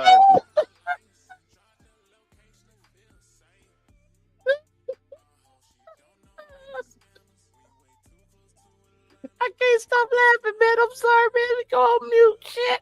according to various sources, finally breaking her silence, and her words are chilling. She is allegedly saying that Prince was trying to shield the world from something, and that he carried a burden we weren't ready to understand. So for a bit of background, Sheila E. first met Prince in 1977 at a concert where she was performing with her father. Then in early 1984, she signed with Warner Brothers Records and began working on her debut solo album, The Glamorous Life with Prince, where he co-wrote and played on the hit title track. Sheila E. also opened for Prince on his iconic Purple Rain tour in 1984-1985. Then shortly after the Purple Rain tour, Sheila E. signed with Prince's record label, Paisley Park Records. She also served as musical director for Prince's Sign of the Times tour and his Love Sexy tour. In addition, Sheila E. also contributed to several Prince tracks and albums throughout the 1980s. She also appeared in his concert film, Sign of the Times. She performed with him at the Brit Awards, and she also toured with Prince in mid-2007. But here's where it gets really interesting. We lost Max, but he'll come back sooner or later. See, other than collaborating on some of the most iconic music of the 80s and 90s, Sheila E. and Prince shared something far more intimate. And this is something fans still whisper about to this day. In fact, at one point during a live performance, Prince locked eyes with her across the stage and mouthed two life-altering words, "Marry me." It wasn't planned, by the way, and it wasn't staged. It was pure and unscripted. And according to reports, they were even briefly engaged after that, but they never married. You know, you were in a relationship with Prince. He even proposed to you. How did he do it? It was during the Sign of the Times tour, and there are many songs that were like really emotional to me when we played, and Purple Rain was one of them. So playing that song and playing drums, I just love playing that song. And next thing I know, he's taking his solo, and as I open my eyes, he was turning at the same time that I opened my eyes, and he's taking his solo, and he turns to me and he said, "Will you marry me?" So you did the thing. Or maybe. Suggested that Sheila E. and Prince had not spoken for about 5 years before his passing in 2016. This estrangement allegedly stemmed from her autobiography, The Beat of My Own Drum, which included details of their relationship. But what if I told you that's not the case? According to close sources, they actually reconnected towards the end of Prince's life, and Prince allegedly told Sheila E. a lot about the industry and some shocking details about Diddy. Allegedly. Okay, Here we here's go. the thing. We know that Prince always warned about powerful images in the industry. People who controlled narratives, owned artists, and silenced them. Was Diddy one of them? Yeah, girl. Y'all know how passionate Prince was about artists being paid their worth and having control over their music, right? On December 31st, 1999, my publishing contract with Warner Chappell expired, thus emancipating the name I was given before birth, Prince, from all long-term restrictive documents. I had searched deep within my heart and spirit, and I wanted to make a change and move to a new plateau in my life. And one of the ways in which I did that was to change my name. It sort of divorced me from the past and all the hang-ups that go along with it, as it's been well chronicled in deep dispute with my record label. And Which is Warner Brothers, right? Yeah. We had some issues that were basically about ownership of the music and how often I was supposed to record and things like that. I really searched deep within to find out the answer to whether fame was most important to me or my spiritual well-being, and I chose the latter. The thing is, Prince was signed to Warner Music in 1977 when he was just 18. And even though the album he released between 1978 and 1981 did not do that well, Boy, they sure didn't know how to drag some shit out, because they still ain't got too much, but was confessing. he was kept on the label, as he was regarded as a musician that reflected well on Warner, which at the time was a company that appeared to invest long-term in What am I serious. missing? What does Prince has to do with the whole Diddy? Because Prince Yeah. was going to. Well, let me see if I can fast forward a little bit. Here we go. Hold on. Maybe this is where it's at. The reason why he left Bad Boy Records was because when his brother died, Diddy called him a week later and asked when he was returning to the studio because he had some hits for him. Like, he didn't even consider that his artist was still mourning the loss of his brother. And then there was Biggie, who, according to Diddy's ex-bodyguard Gene Deal, planned to leave Bad Boy Records behind for a better deal elsewhere. Actually, in the aftermath of Biggie's death, Diddy reportedly pressured Bad Boy employees to focus on marketing and album sales for Biggie's release, Life After Death. Like, he was not even grieving and was obsessed with the album being number one, top 10. Well, before Diddy was hit with the first lawsuit, he was also trending because of his sudden decision to give artists signed to Bad Boy, including former artists, their publishing rights. At the time, Aubrey O'Day shared her concerns about getting back publishing rights, and she said that she received the details of the agreement months prior, at the same time other Bad Boy artists received similar calls to retrieve their song rights. But there was a catch. So basically, we only get the amounts due since Sony bought our catalog. Okay. So streaming for the past couple years, it's about $800, $900, some in the hundreds. Okay. And in order to get that, I have to release him for any claims or wrongdoings or actions prior to the date of the release. I have to sign an NDA that I will never disparage Puff, Bad Boy, Janice Combs, or Justin Combs' music or EMI or Sony ever in public. Basically, Diddy wanting to give back publishing rights was just another move of manipulation, control, and to silence his artists. Reportedly, Prince was watching all this long before the public was paying attention. And if he shared even a sliver of what he knew with Sheila E., it makes sense why she's only now starting to speak, because the story Prince died with may actually be catching up with the people he warned warned about. According to some sources, Sheila E. has been saying that Prince saw this industry for what it was a long time ago, and he warned about the exploitation of artists, the theft of creative ownership, the way the system chews people up and spits them out. He called it modern-day slavery, and he called out labels for stealing legacies, and he wanted to drop names. Well, in recent years, Sheila E. has remained graceful and respectful when I speaking about personally Prince, won't but call now... it modern day slavery when, I'm just saying, you do have niggas making millions of dollars. Yep. It's They like say the same thing about the NFL too, though. it's like, yeah, you saying like they said the same thing about the NFL, but I'm like, bruh, there's so many niggas that have literally got away with so much bullshit in the NFL, and like basically you might as well say hit a lick. Allegedly, Ray Lewis, right? I'm talking more on the money side, but when it comes to Ray Lewis, shit. You mean like Kirk Cousins? Allegedly. With all the niggas, he worth like 300 mil. He might be worth damn near a bill by now. Yeah. And so, but it was just like when they keep using the word, when they use the word slavery, I'm like, do y'all realize? I don't understand how y'all haven't realized, but y'all cheapen the meaning of the word. He has it's talking about he has a net worth of 160 million. That's some bullshit. Who, Kirk He got more, Cousins? yeah, he got more than that now. Well, he probably has more. You gotta remember, a part of the income, a part of these people's income are not even shit. It's not even on paper. So you do have like example. It was just like Elon Musk is worth such billions of dollars, but yeah, you forget about some of the stuff that they don't calculate. Some of the assets he do have is not making him profit right now. Well, it also says here he says his career earnings from NFL contracts are estimated to be over 294 million. So that's 200. So 294 million. So about half of that went into taxes and fees. Yep.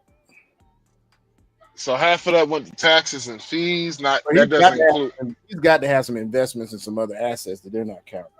Yeah, it doesn't include endorsements. Nope. It doesn't include shit. It doesn't include his bonuses because a bonus is not really considered incentives too. Like, what if he threw a certain amount of yardage for this year? Like that 500-yard game he threw, that got him an incentive pay, guaranteed. Yeah. And he made NFC South Player of the Year 2 weeks in a row. That got him some incentive pay. Anytime you get any kind of accolades, you get extra pay. Yeah, get some incentive. You get some incentive. It depends on how your contracts work, but you got to think about when he was with the Vikings too. You got to think about when he took over for the Redskins. When he took over for what's his face? Can't remember his name right now. Quarterback. But they contribute that shit to slavery. I'm like, damn. I know, right? Moving on.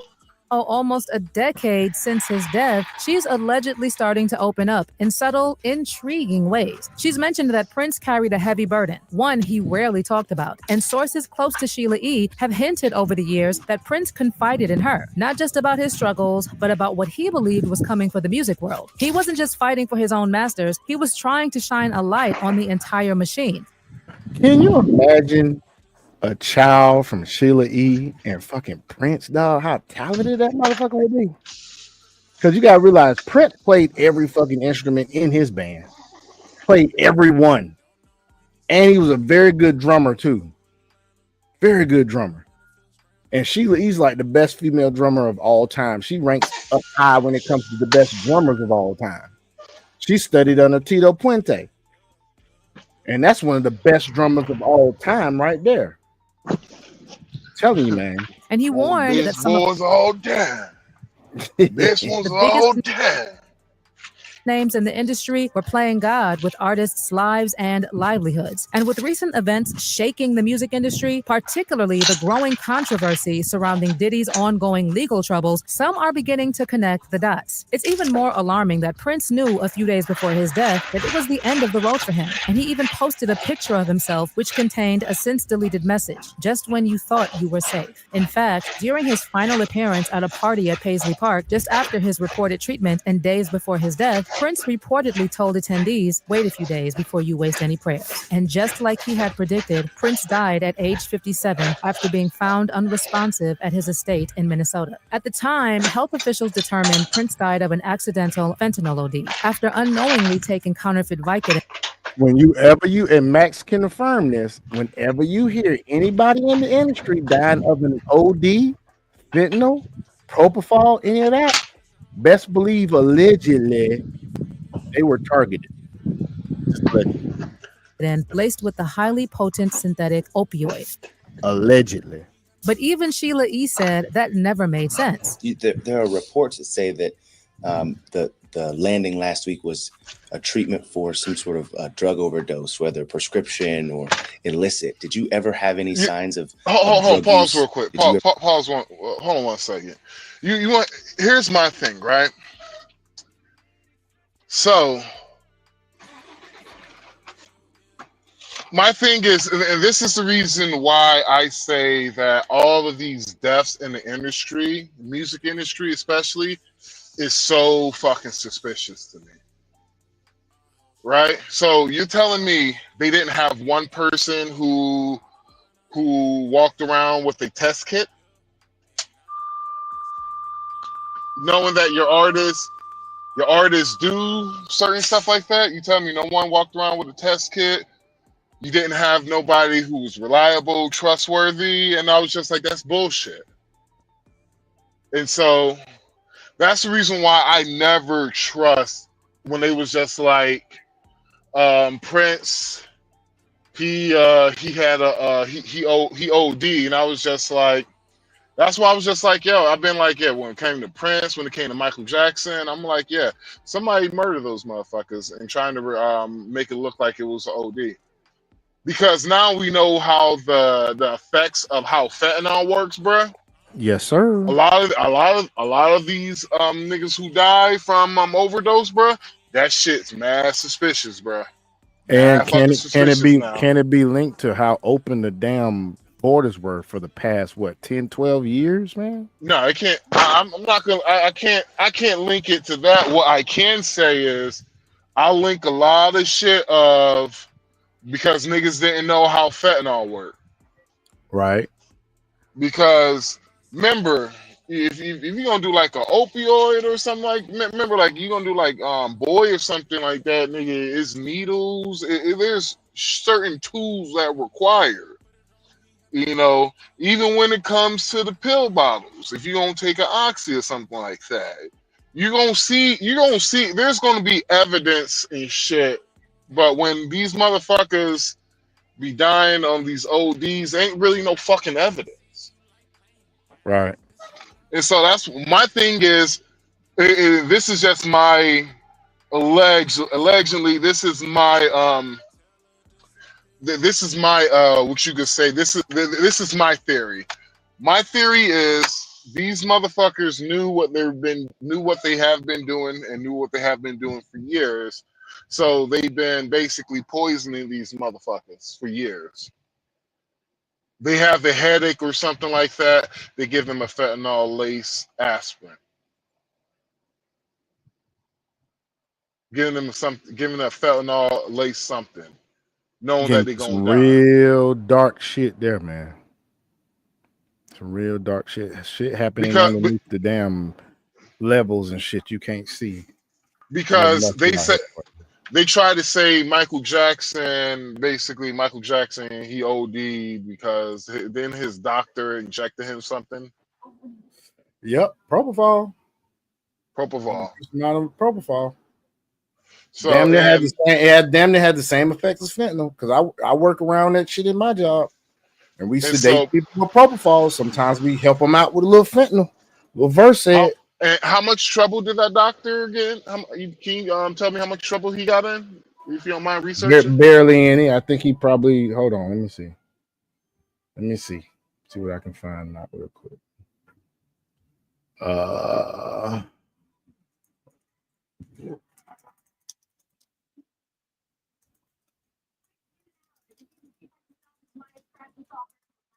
Let's see what happened to this dude. 4 years. Michael Jackson's doctor, Conrad Murray, was sentenced Tuesday to 4 years behind bars for his role in the death of the pop superstar. 4 years. He's already been out. That was in 2011. You hear that shit? 4 years, bruh. All he got was 4 years. Max, let's keep going. Ever see any signs of drug use with him lately? 4 years? Something like 4 that? fucking years is all he got. He got 4 years, dog. 4 fucking years, y'all. Wow. You gotta love this. Do me a favor, please. Get out of here. Get out of here, man. Wow.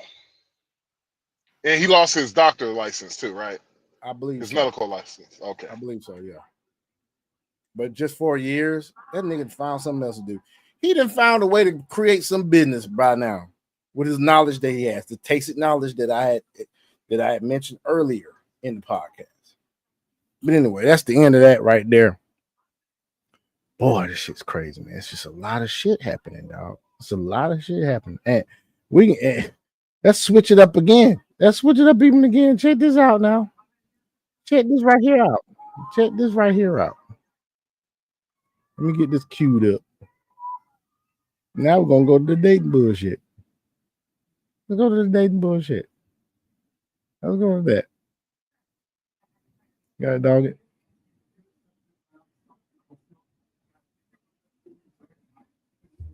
Check this out right here. Let me get this going right here.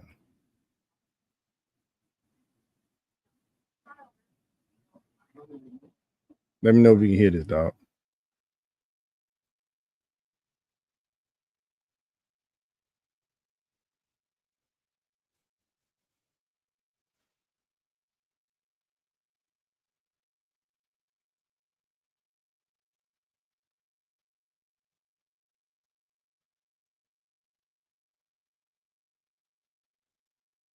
My bad. I was low on this landing gear. Yeah, you can't hear a damn. Okay, let me do it like this then. Let me do it like this. It's probably the way I shared it. I think that's what it is. I think that's what it is. My bad. Oh, you're good, man. This should help. Yep, we can hear it. So much. I hate being a single mom. I hate being a single mom. Since some people don't like it when women without kids advise them not to become baby mamas, here are several women who are living that life and sharing the reality of it. Like the postpartum, I just won't just watch who you have a baby by. I'll never forget this. Like this postpartum been hell. And for him to make it so much worse, like I'm not a perfect person, but I just want to be a mother to my kids. Being a single parent is... That is why you should not have kids for a man who doesn't value enough to make you his wife before he makes you a mom. That is why you shouldn't just be running around giving your womb to any and any. Okay? All right. Not for the week. I have been struggling and I've been overwhelmed. I'm a 23-year-old single mom to my daughter, Maddie. She's 3 years old. And I'm also the primary parent and have been for the past 3 years. Here are just a few things I've been struggling with. I make and take Maddie to all her doctor's appointments. I've never missed one. A lot of the time I get the, oh, will anybody else be joining us today? And the answer is always no. Also, Maddie doesn't have the same last name as me, so checking in, I feel a little bit of an embarrassment. With that comes decisions as well. I am the only one making decisions on Maddie's behalf. Why did you not think about all of this shit ahead of time? Why did it take you have to go through all this? Now look how you're thinking through things now. You should have did that before. Things like what vaccine should I give her and where she should go to school. That's fully up to me, and that is super overwhelming. To suck it the fuck up. When it makes you just want to cry and it feel like you want to die, you have to somehow figure out how to get your shit together before you in front of your child. They don't talk about that. They do not. As easy as all this single parent shit looks, bro, this shit is really fun. Have you not seen women out there that being a single mother forces you to grow the hell up? Grow the hell up quickly. It forces you. Now, you could have made the right decision, but you decided not to. And you want us to have sympathy for you. No, just pick yourself up and do what you're supposed to do. You know good and damn well what you was getting into, especially if you was doing anything unprotected, which you probably have because you have a child. Hey, like Now, the traditional Republican talking points, pull yourself up by your bootstraps. exactly. Fuck Now, out of here. the only thing I can see, and I'm not trying to give you guys any type of damn lifeline or a damn life preserver on this, single mothers. Only thing I can see is if he manipulated you and had you thinking he was gonna be with you after the baby came, and he just went and dipped out. Man, fuck that. Fuck that. But still, you still chose that nigga. You still could Yeah. see how he acted while you was damn in the phases before, you became a single mother. It's like the same shit I told Roro. It's like this, Roro. I'm sorry that you had to go through it. I'm like, yeah, I have sympathy for you, Roro, but she still picked the nigga. Mm-hmm. You still picked the. Did he have baby mamas before you spread your legs? That should have told you right there. Did he have already babies before that? How did I don't know, man. Did he give you the right attention? Was he a gentleman with you? Huh? This nigga, I'm like, yo, these motherfuckers get pussy off the. I'm like, yo, and please, can you can still hear me, can you? I can hear you perfectly. What about now? I can hear you perfectly. Okay, cool. My bad. I'm on the back of this trailer trying to write these cell numbers down. But yeah, so check this out, man. You are responsible for everything in your life. You are motherfucking responsible. Ain't nobody else responsible for your shit. My thing, and here's my problem I be having with these ladies and shit. All these niggas who are narcissists, all these niggas who ain't shit men, all these niggas. One thing you know, all these niggas have in common that it's suspiciously they all have in common. Hell, they all get more pussy than most niggas. Yep, that's why they responsible for 80% of the out of wedlock kids right now. So 20% of the men, y'all all fucking the same dude. So it's like what I said to Shawty the other day. Same it's type, like, dude. How can you get mad at men for being ain't shit, but all the ain't shit men having all the fucking kids? You keep choosing the same ain't shit niggas talking about men ain't shit. Could it be you are the most common denominator? Could it be you just don't know how to choose a name? Could it be that? Why don't you stop monkey branching and jumping in one relationship at the next relationship, at the next relationship, at the next relationship? Why don't you sit there and look and see how you are in your past relationships? And for the all women who that don't do it, bruh, and on some real shit, for the women who don't do this shit, right? Who don't do this shit, who don't be monkey branching and all that shit. Majority of you ladies just have bad taste in men, and honestly, majority of y'all ladies pick y'all dudes out how your pussy reacts. Talking about men think with the wrong head. Y'all think with the wrong part of the body too. Don't get it twisted. Women like sex just as much as men, if not more. If not more. Look at how things are now. Now, you probably couldn't have said that back in the day, but look how things are now. My body, my choice. These chicks is busting it open in any given opportunity. You got chicks having competition to see how many dicks they can get in a day. You know, there's over 10 million women in this country that have OnlyFans accounts where they, not all of them make a lot of money, but they got 10 million and some change have OnlyFans, and all these simp beta ass niggas. This 85 million dudes got goddamn subscriptions. 85 million. And did you see how Congress is trying to make porn goddamn outlaw, bruh? There's gonna be a lot of mad dudes, but there's gonna be a lot of broke women out here. Strippers, all that shit.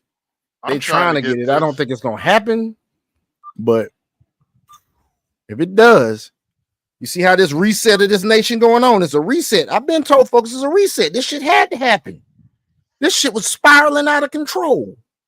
Spiraling out of fucking control as a country. We talking about we headed to Rome collapse shit.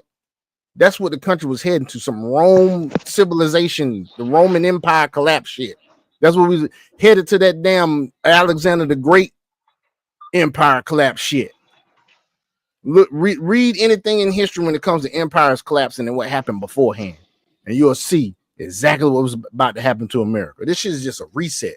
We're going through a reset. People need to be damn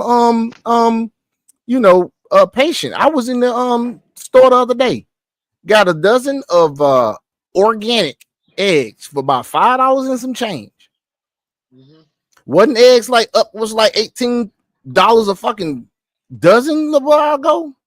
Yeah, maybe a little less than that. And I'm talking about I get only organic. Think about what the organic eggs was costing. Now them shit's down to $5 and y'all still over there tripping. Ain't nobody talking about that shit now. You don't hear none of that shit. None. You don't hear nobody saying shit about that. All this damn complaining has started to quiet down. You don't hear shit other than the damn congressman and shit. The congressman, the Democratic congressman keeping up shit. Other than that, all this complaining has started to die down.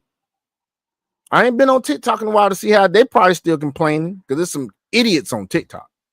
It's this one cat. He got red hair, red beard, red mustache. That motherfucker's an asshole. I want to see what his ass complaining about now. Yeah, they about to arrest some of these congressmen. That congresswoman that got dang body slammed that ICE agent. She was bowing folk. They about to get her ass. Oh, it's about to be some shit happen. Drop bows on them. We gonna throw them bows. But I'm getting off subject. Relationship matters. Let's keep going. Fucking hard when your mental is beating your fucking life type. I just want to cry. Excuse me. I'm gonna let it run for a minute. Excuse me. I'm getting really tired of this shit. So fucking bad, right? Go ahead, say you gotta say, because I gotta go to the restroom. Go ahead. Say what you're gonna say. Oh no, I was saying I'm getting really tired of these shits, man. Yo, what the fuck is with y'all niggas not knowing how don't doing y'all jobs? Oh, you got something about your job? You ran about your job, man? Yeah, I can't slam my goddamn. I have no trailer brakes. How you got no trailer brakes? Wow, I got no fucking trailer brakes. They ain't hooked the shit up right. No, I'm about to cuss somebody out. That's what I'm about to do. Okay, folks. Let him do his thing, folks. We're gonna let this shit play. Right now, but I can't. And like you literally have to pep talk yourself every fucking day and just keep going. Like, it is literally not fucking easy being me. But every day I have to look myself in the fucking mirror and give me a fucking pep talk that I one day hope I fucking believe, so I can finally feel better about my motherfucking life. I just need a fucking break. In some form of way, I am living in a prayer that I want to ask God for. And despite what I feel now, I need to be grateful for the little bit He has given to me, because He will never give me more until I show gratitude for what is in front of me. This is the life of a fucking single mom. What was the prayer? She said she's living in the prayer that she asked God for. What the hell was the prayer? To be a single mom? The ghetto. The worst part about being a single mom, when you get sick and you still have to work and your child's not in school because she's kind of sick too. I'm not upset because we have to go in, but I now have to think about something for childcare, and my main problem is that I was not ready for my daughter to go to,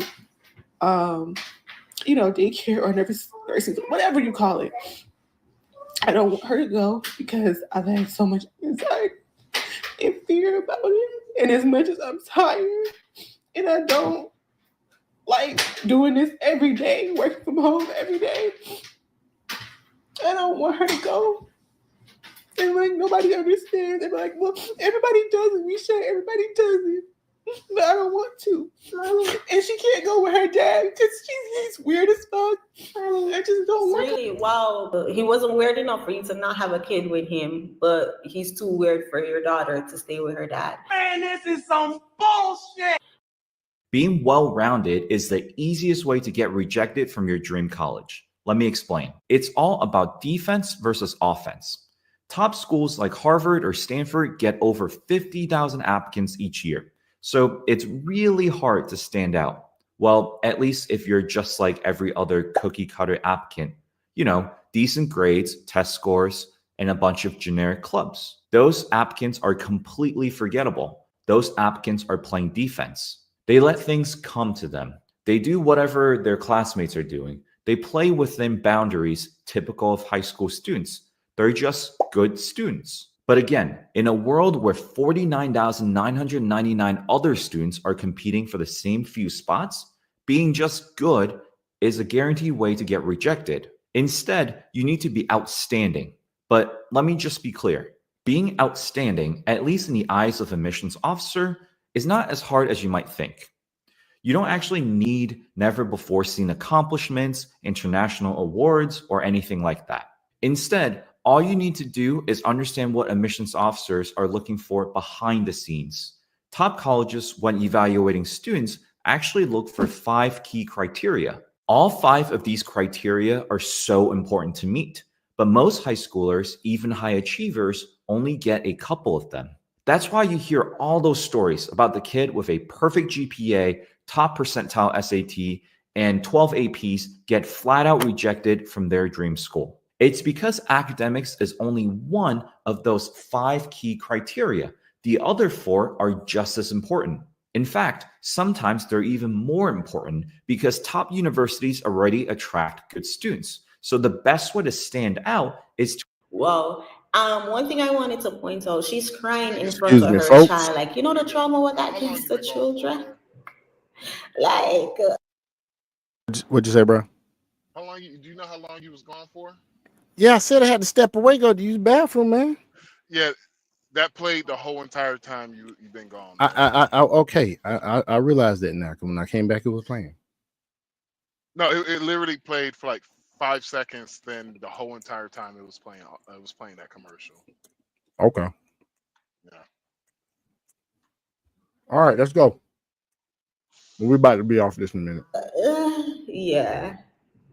But as a mom, you really have to pick and choose the time you can cry because you don't want to cry in front of your kids. And then when you do cry, you get a million questions.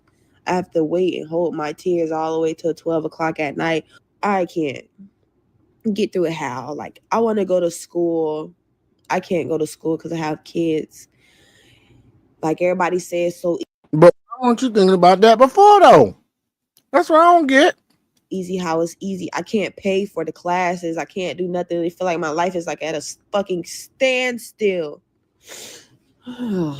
So all these baby mamas can admit how difficult life is being a single mom, but they don't understand why men aren't trying to line up to wife single moms. Like, come on now. It's the hypocrisy of it all. Why get triggered over the fact? It's because they're looking for somebody to save them, save your community, Black men. And by men saying, nah, I'm not going to sign up for you and your baggage, because let's be real, all of this is baggage. That's why they're getting triggered, and that's why they're trying to shame men and call women like myself a pick-me. But okay. I am a single mom of 3 and I work 2 part-time jobs. What I do at FedEx, and it's mainly unloading boxes or loading up boxes into the trucks that are going to deliver. And sometimes I think, like, is it really worth it? Is it really worth the, physical pain and the mental health? Like, on my days off, I just want to sleep. And I've seen a couple moms that are stay-at-home moms complain about being a stay-at-home mom. Like, I feel like it's a privilege being a stay-at-home mom. Like, I wish I was a stay-at-home mom. The father of my kids doesn't want to watch the baby because she's too small still, and I completely understand. So I had to call in. And then my stepmom does have her own kids too, so I understand. And it's not like it's not my stepmom's responsibility either. Like, she's helping me because she's doing it. for me and for the kids. But you know, I just wanted to keep working both jobs and At least you got help. Are you Max? You muted? You know you muted. Yeah, I know I was muted. Okay, I'll just making sure. so I at least got a place for me and my kids. And I Well, just it wanted sounds to so run a little funny. bit and just Go ahead. All these women who are like, I literally watching a lot of my friends that complaining about this shit, and I have a lot of female friends. I have a lot of female. Actually, I have more female friends than I actually have guy friends. So the funny shit is, all the females who are complaining about this shit in my female friend group, the funny shit is that they all complaining about the same shit and all that, and they asked me what when my girl gets pregnant, like what she gonna do to help her out. I was like, I'm getting her a fucking maid. They was just like, what? I was like, yeah, I'm gonna get her a fucking maid. The reason why I'm getting her a fucking maid is because of the fact that I'm a man. I don't got time to be changing diapers and shit. And I'm the breadwinner, so I don't got time to be changing diapers and shit. My woman needs help. I'm gonna hire somebody to help her. And the funny shit about it was, whenever I said that shit, all the ladies were flabbergasted.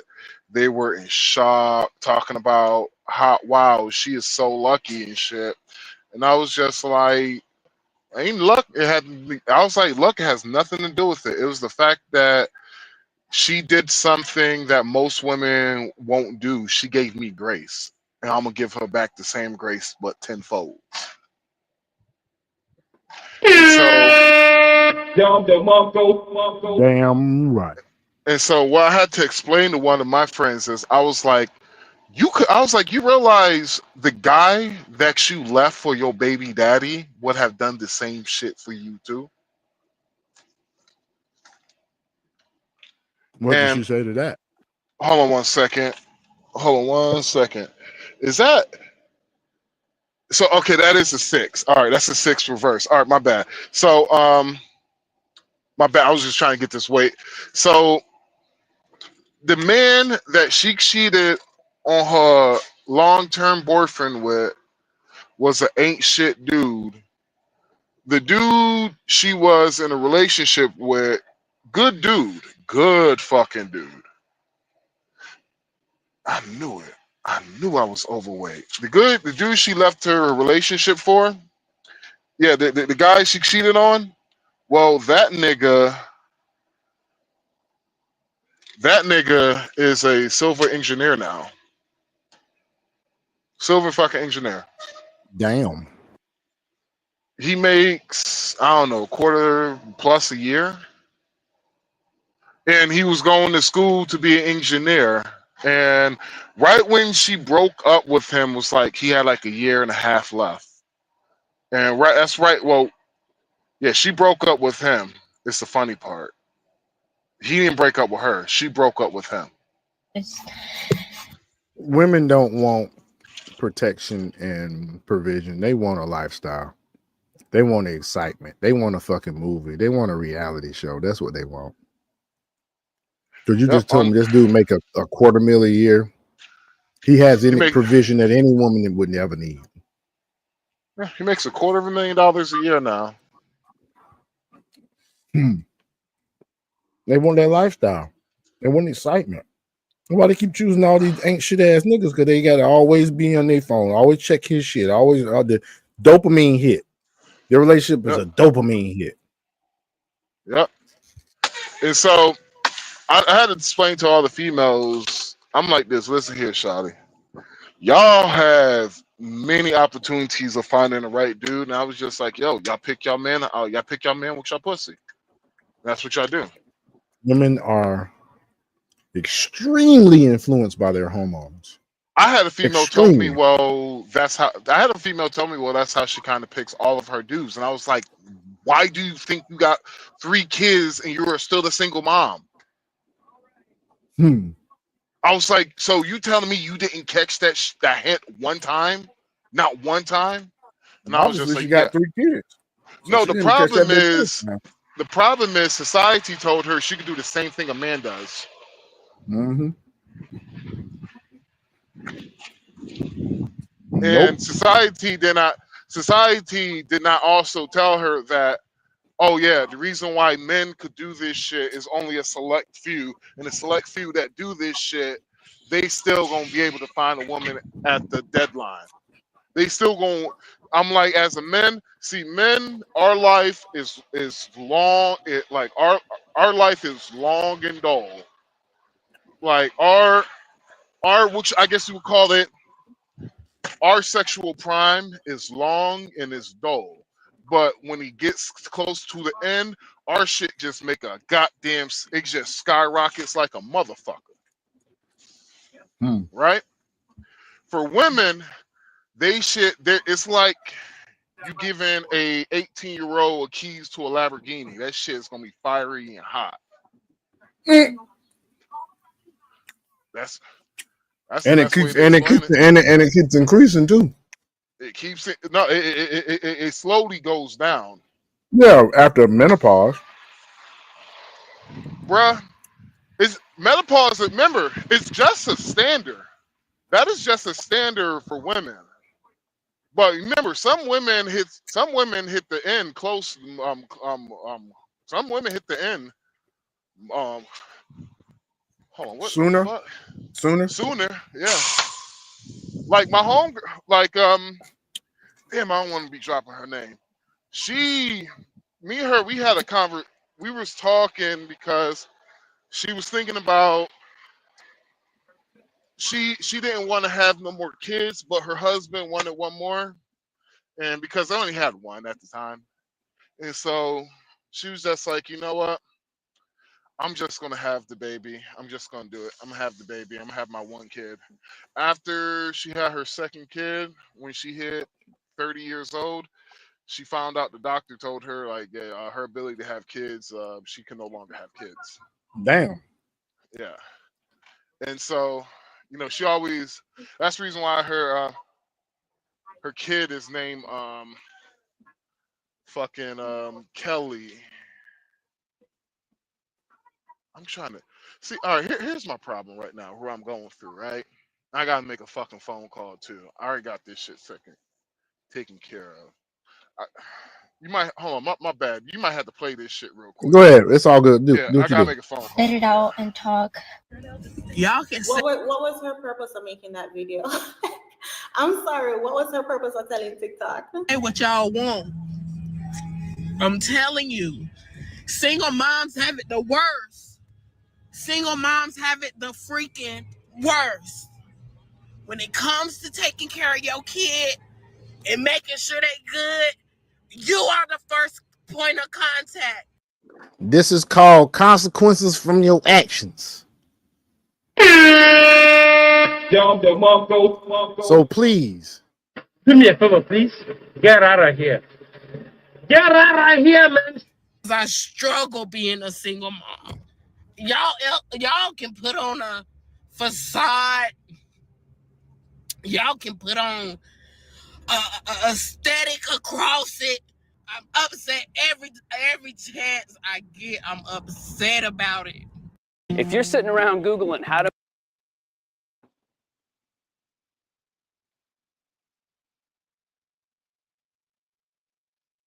take it back, I will take it back. God knows I am upset at the situation that I'm in. You prayed for this. Well, I prayed to God for a whole lot of things, and He has yet to give it to me. So why am I still stuck in this situation? Because it also says in the word that faith without works is dead. So if you ain't working toward what you faith in God for, ain't no need in working toward it because you ain't doing it. Ain't no need hoping it's gonna just come. You just can't hope stuff comes. Now, I'm not saying that God don't bless from hope. It does happen sometime. He'll just boom, you got it. But faith without works is dead. If you ain't doing what you want to have happen to you, like let's say that you're faithing with God for a better job, more pay. You look at your situation and you say, you know what? I could probably study for this certification that'll get me more money. So in doing that, going through that, stepping through that process, you are working in your faith. And so there's a result from that. And it could be that you end up getting blessed 6 months to a year down the road with a job in that thing that you decided to get your certification in. Boom, now you're making dang near twice what you was making before. So that extra money, that lifestyle, the provisions that you asking God, the how to say prosperity, you asking for a prosperity blessing. That's where it come from. It's the whole Bible, y'all. The whole Bible. Don't let me start preaching. Of being a single mom. I hate being a single mom. I hate being a single mom. As a single mother, I want. What she's saying she prayed about. But yeah, I do have people who running down motherhood. Maybe that's what she was saying. She prayed about being a mom. I have people running down motherhood. You know, there is this content creator that I used to run. She's Jamaican or Guyanese. So when she's saying running down motherhood, she's saying women that are running after wanting to really be a mother and stuff, going after it, running it down. With Jamaican girl, and she went through her divorce. You know, she shared her story, and then she talks about past Christmas how she wanted a family, but only thing she was talking about is a kid. You never hear she was mentioning no man or no husband or no. Long story short, she revealed that she's pregnant, right? All of a sudden, out of nowhere. Remember, she got a divorce. You know, her divorce just came final probably in March, April, them time there. So just the other day. No, all of a sudden she's pregnant. So she got pregnant before, she's about 5 months pregnant. So she was pregnant before her divorce was final. And that to me just shows that she was running down being a mom so badly. She just find a random man and got pregnant for him, or pull somebody from the friend zone, we don't know, and get pregnant for him. And we have so many women praying and bawling and saying, oh, they want running family, it they down, want kids, they want this, because the running down pregnancy, chasing after that shit. Wall is approaching, the clock is ticking, and you know, Mother Nature kicking in, but then they're not looking at the other end of being a single mom. They're not looking at the consequences of just having a baby just because you want a baby. I mentioned earlier, consequences. It's consequences to every action that you make, folks. Come on now, ladies, men. Because this ain't, I'm not running down on single moms. I'm not insulting single moms. We talking about accountability here, folks. And we all know accountability is the kryptonite of most women, unfortunately. But you have a lot of good women out there that have accountability for what they've done. My sister's one of them. There's a lot of women out there that have accountability. But in this situation, nah. You got to have accountability, young ladies and young men, for your actions that you take. All these single moms complaining about all this shit. They knew who the hell they was letting in they snatch and they, as MTR says, viscous innards. They knew who they was letting in. They knew who letting hit that box, hitting that snapple. They knew. Don't miss me with all this shit. First, you got to find a man of value. You got to find a man of character. You got to find a man who you can trust and depend on and believe that he is going to make a great father. But on a run, go open on a leg, give in a womb to a random man just for the sake of having a baby. Now, all of a sudden, oh my gosh, it's the men's fault. Why? Did y'all check? She started talking a little patois. Just so they have a little baby. Yeah, she did patois for just a real brief minute. She really got real thick in it. I know what she was saying, but boy, and I know Max knows because he's partially Dominican. He's Dominican. He's Afro Latino. He's Dominican. I'm Afro Latino too. We Afro Latino men here. These motherfuckers are loading me 800, 600 pounds heavier than I was supposed to be and shit. Damn, which means your ass gonna be getting pulled over all the way on your trip, huh? No, absolutely not. So it's honestly, bro, it's literally 600 pounds in fuel. Oh, yeah. That's the reason why I'm overweight. Yeah, I'm pretty much at a full tank. It's 600 pounds in fuel. Oh, so you got to calculate for fuel when that shit happens, right? Yeah, well, it's just like how it is. Fuel. I mean, you do it automatically without knowing it, but like, let's say you was the first time out. This is your first year driving. A gallon of diesel weighs about 6 pounds per gallon. 6 pounds per gallon for a diesel. So most standard tanks of 18 wheeler OTR holds up to 175 minimum. Okay.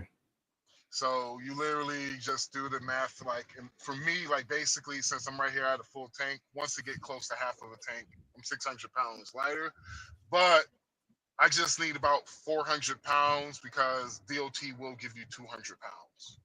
Mm. So basically, I need to burn off 3/4 of the tank before I hit the first weight station, and I'll be So you're burning gonna have to shit. pedal. You're gonna have to pedal. You're gonna have to pedal pushed. No, I don't have to do that. I can still do fuel efficient. By the time a weight station, I hit any weight station, all that fuel gonna be burned the fuck off by then. Would you just driving regular? Yeah. Okay. And of course, you have to pick the right route, right? You pick the route that's No, I just drive the regular. It's just the fact that when it comes to certain shit like that, most DOT officers gonna be like, all right, we give you 200 for fuel. That's the minimum. I mean, that's the maximum they will give you. okay. Okay. Depends on where. If you're in Texas, if I was in Texas, I'll be straight. But since I'm going up to the northeast, they're gonna be like, well, 200 is the maximum they would give you. So just 400 gallons of fuel I need to burn in. Honestly, Okay. I'll probably do that. I do that. Getting to the damn exit, getting to the highway. Shit. It's just the fact that, nigga, I'm heavy. I'm 44,000 pounds. Nigga, I'm heavy than a motherfucker. Ooh. So you gonna burn anyway. Yeah. Yes, sir. You got some back roads before you hit the interstate. 15, 25. Shit, I'm on the back roads, nigga. That's what I'm saying. You got a few. You gonna be on the back road for a while before you hit the interstate, or you gonna back road the whole trip and just hit like state highways. No, you're not understanding. By the time I get to a weight station, all that fuel will be burned off. That's what I'm saying. You got a little ways to go. Yeah, I don't have to take no back ways, nothing like that. Even if I was like, if there was a weight station right there and shit, that'd probably be like the only thing I'd probably try to avoid or wait till that bitch close. Okay. Or I will have to wait for at least 6 hours to get unloaded. Well, sit there and idle that shit.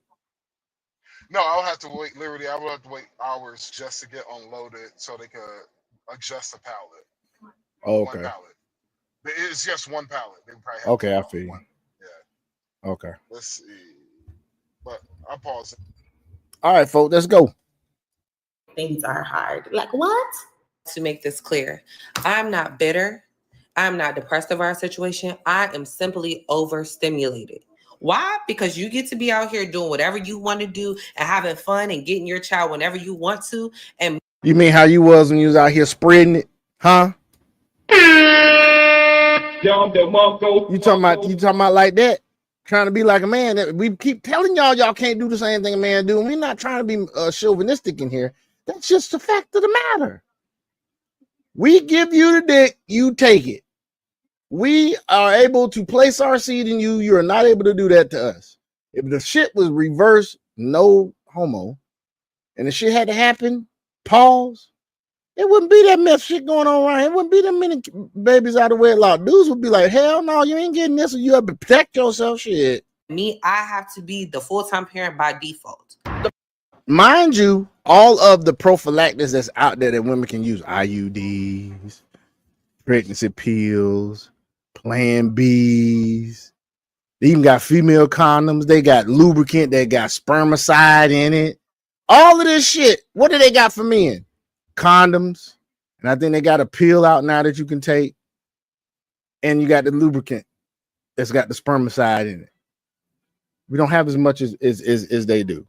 The part of parenting or single parenting that nobody talks about is being offered jobs, and you can't even accept the jobs because you don't know how you're going to get your kids to and from daycare, or who going to watch them on the weekends if you need to work.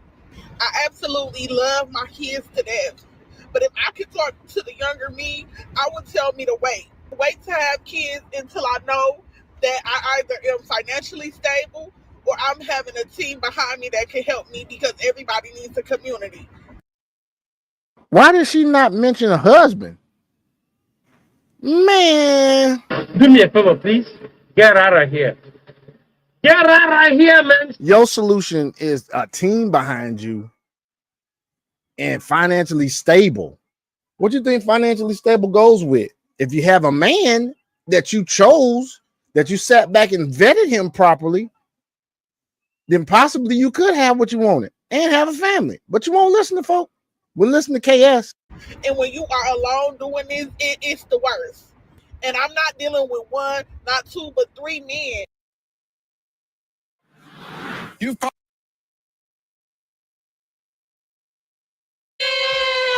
what?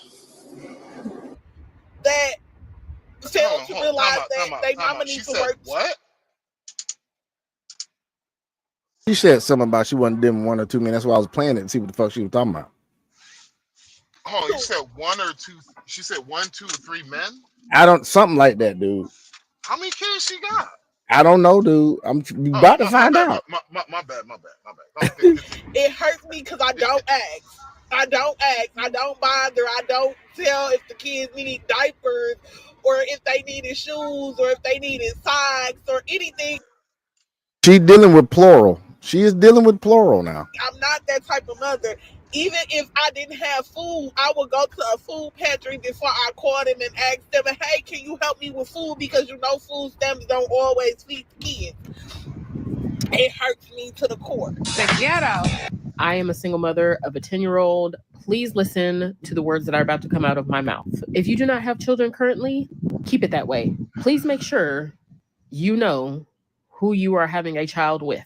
My child's father gives me the same thing we've been telling y'all.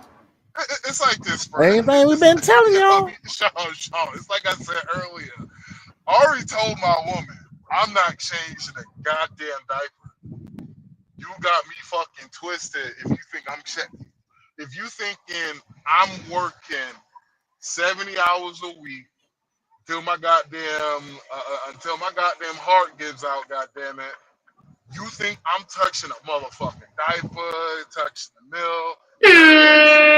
Bitch, nigga, I will hire a maid and get another job just to not have to change diapers. But that's you being a responsible man. That's the they reason why choosing the niggas that'll be on the PS5, nigga, and watching their ass change diapers and ain't got no fucking job.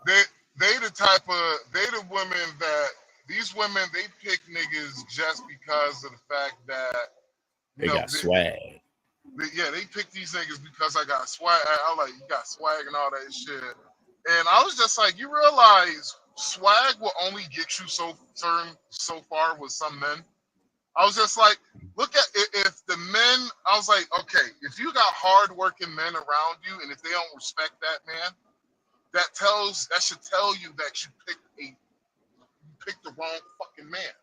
But I don't understand with you ladies. I don't understand the fact that you might have picked the wrong fucking man. No, it's because this is the reason why back in the days fathers used to pick women's husbands. Mm-hmm. The older I get, the more I realize that shit. Because I'm sorry, y'all women pick terribly, bro.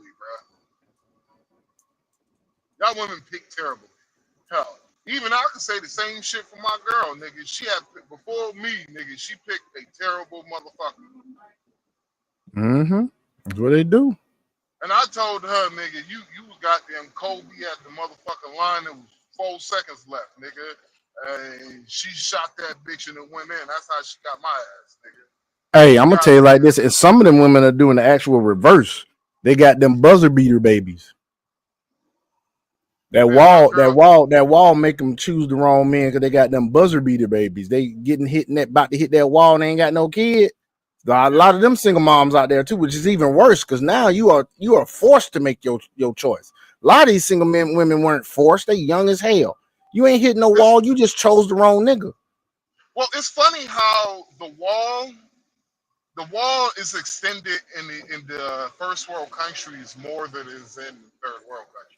Like yep, because in China they call women past their prime sheng, yeah. Yeah, so the wall in most countries, it's 25, 27. The Mm-hmm. law in the United States is like a 10-year gap.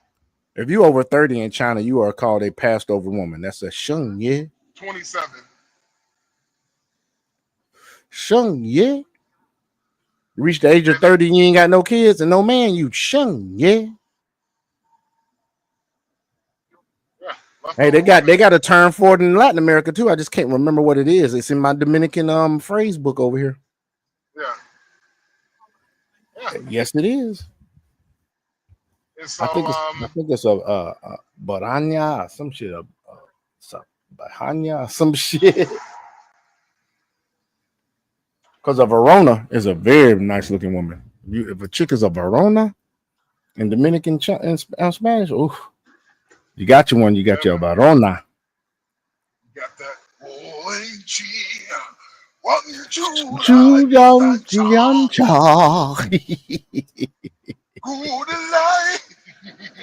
Complete ick.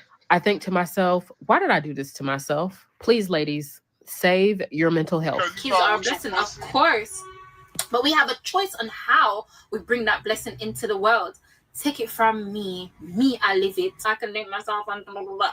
Do not, it is not fair on the child.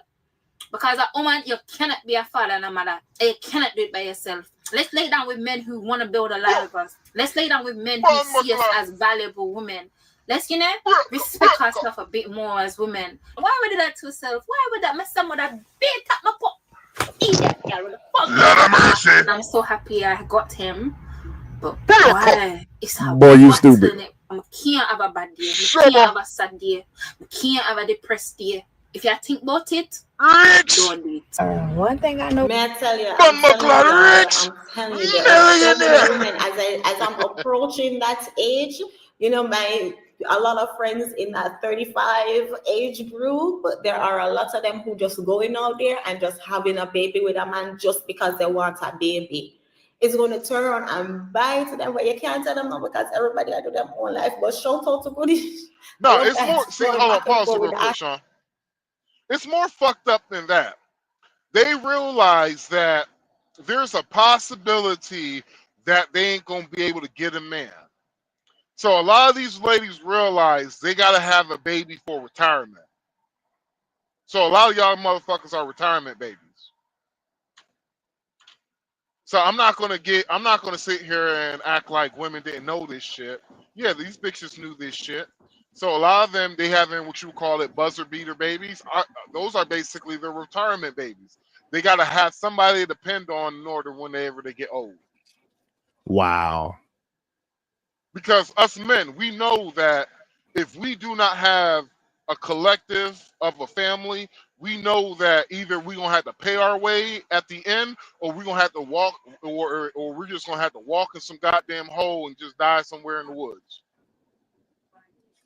Yeah, we know we need a legacy. Soon as we start smelling ourselves and start seeing them chicks go buying that booty look good, we know we got a legacy to uphold. No, I'm talking about when we get older. When we get older, see, we know we have something called logic. So logically, we're gonna think about if I have a baby at this time and I don't actually got a wife and no family. Yeah, nigga, I'm gonna have to either walk in the woods and live the rest of my life in the woods, or I'm gonna have to make enough money in order to afford this shit. A women's idea is no, I just need to have a child, and my child gonna take care of me. Yep. It's a fucked up way of thinking too. So you basically bringing a child in this world. It's like bringing a child in this world for organ harvesting. That's basically what you're doing.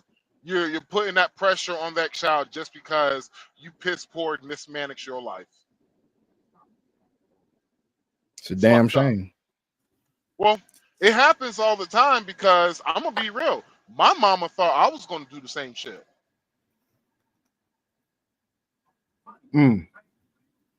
Because whenever I told my mom she needs to start thinking about whenever she gets older, I told my mother to downsize years ago. I told, God damn it, you thought I was a fucking genie, fortune teller, fucking prophet or some shit. Nigga, I told my mom, you got to think about when you get older. She looked at me in my face and laughed. Laughed, nigga. Because I told her, I was like, eventually, me and Cliff are going to have a family. Mm-hmm. And what the fuck I'm supposed to look at my wife, be like, oh, yeah, baby, I don't have no money because I had to give my mom money? No, when you get married and you have a family, your wife is you and then your wife. You got to take care of yourself first, but you got to take care of your wife. Your wife comes before your mom. What I'm supposed to say to my woman? Oh, I don't have no money because I had to give my mom, and she knows the stories about my mother. She knows how I feel towards my mother. She gonna feel a certain type of fucking way. Yep. Even if your mom and you were close, even if y'all had the best relationship, it's still supposed to be your wife first. See, do we sound like chauvinistic men on here, folks? No. Yeah. We sound like men of logic. That's what we sound like, men of logic. So, my thing is, y'all cannot be out here be doing shit and not really put no fucking thought to this shit. Nope, can't be doing that shit. Because when I go see my woman, she fuck around, get pregnant, she's straight. Mm-hmm. Because you're a man of your word. She's straight because not only am I a man, I do my best to be a man by my word, but god damn it, if this trucking shit won't, I will find me a job in days. I'll find me a job. This trucking shit don't work out.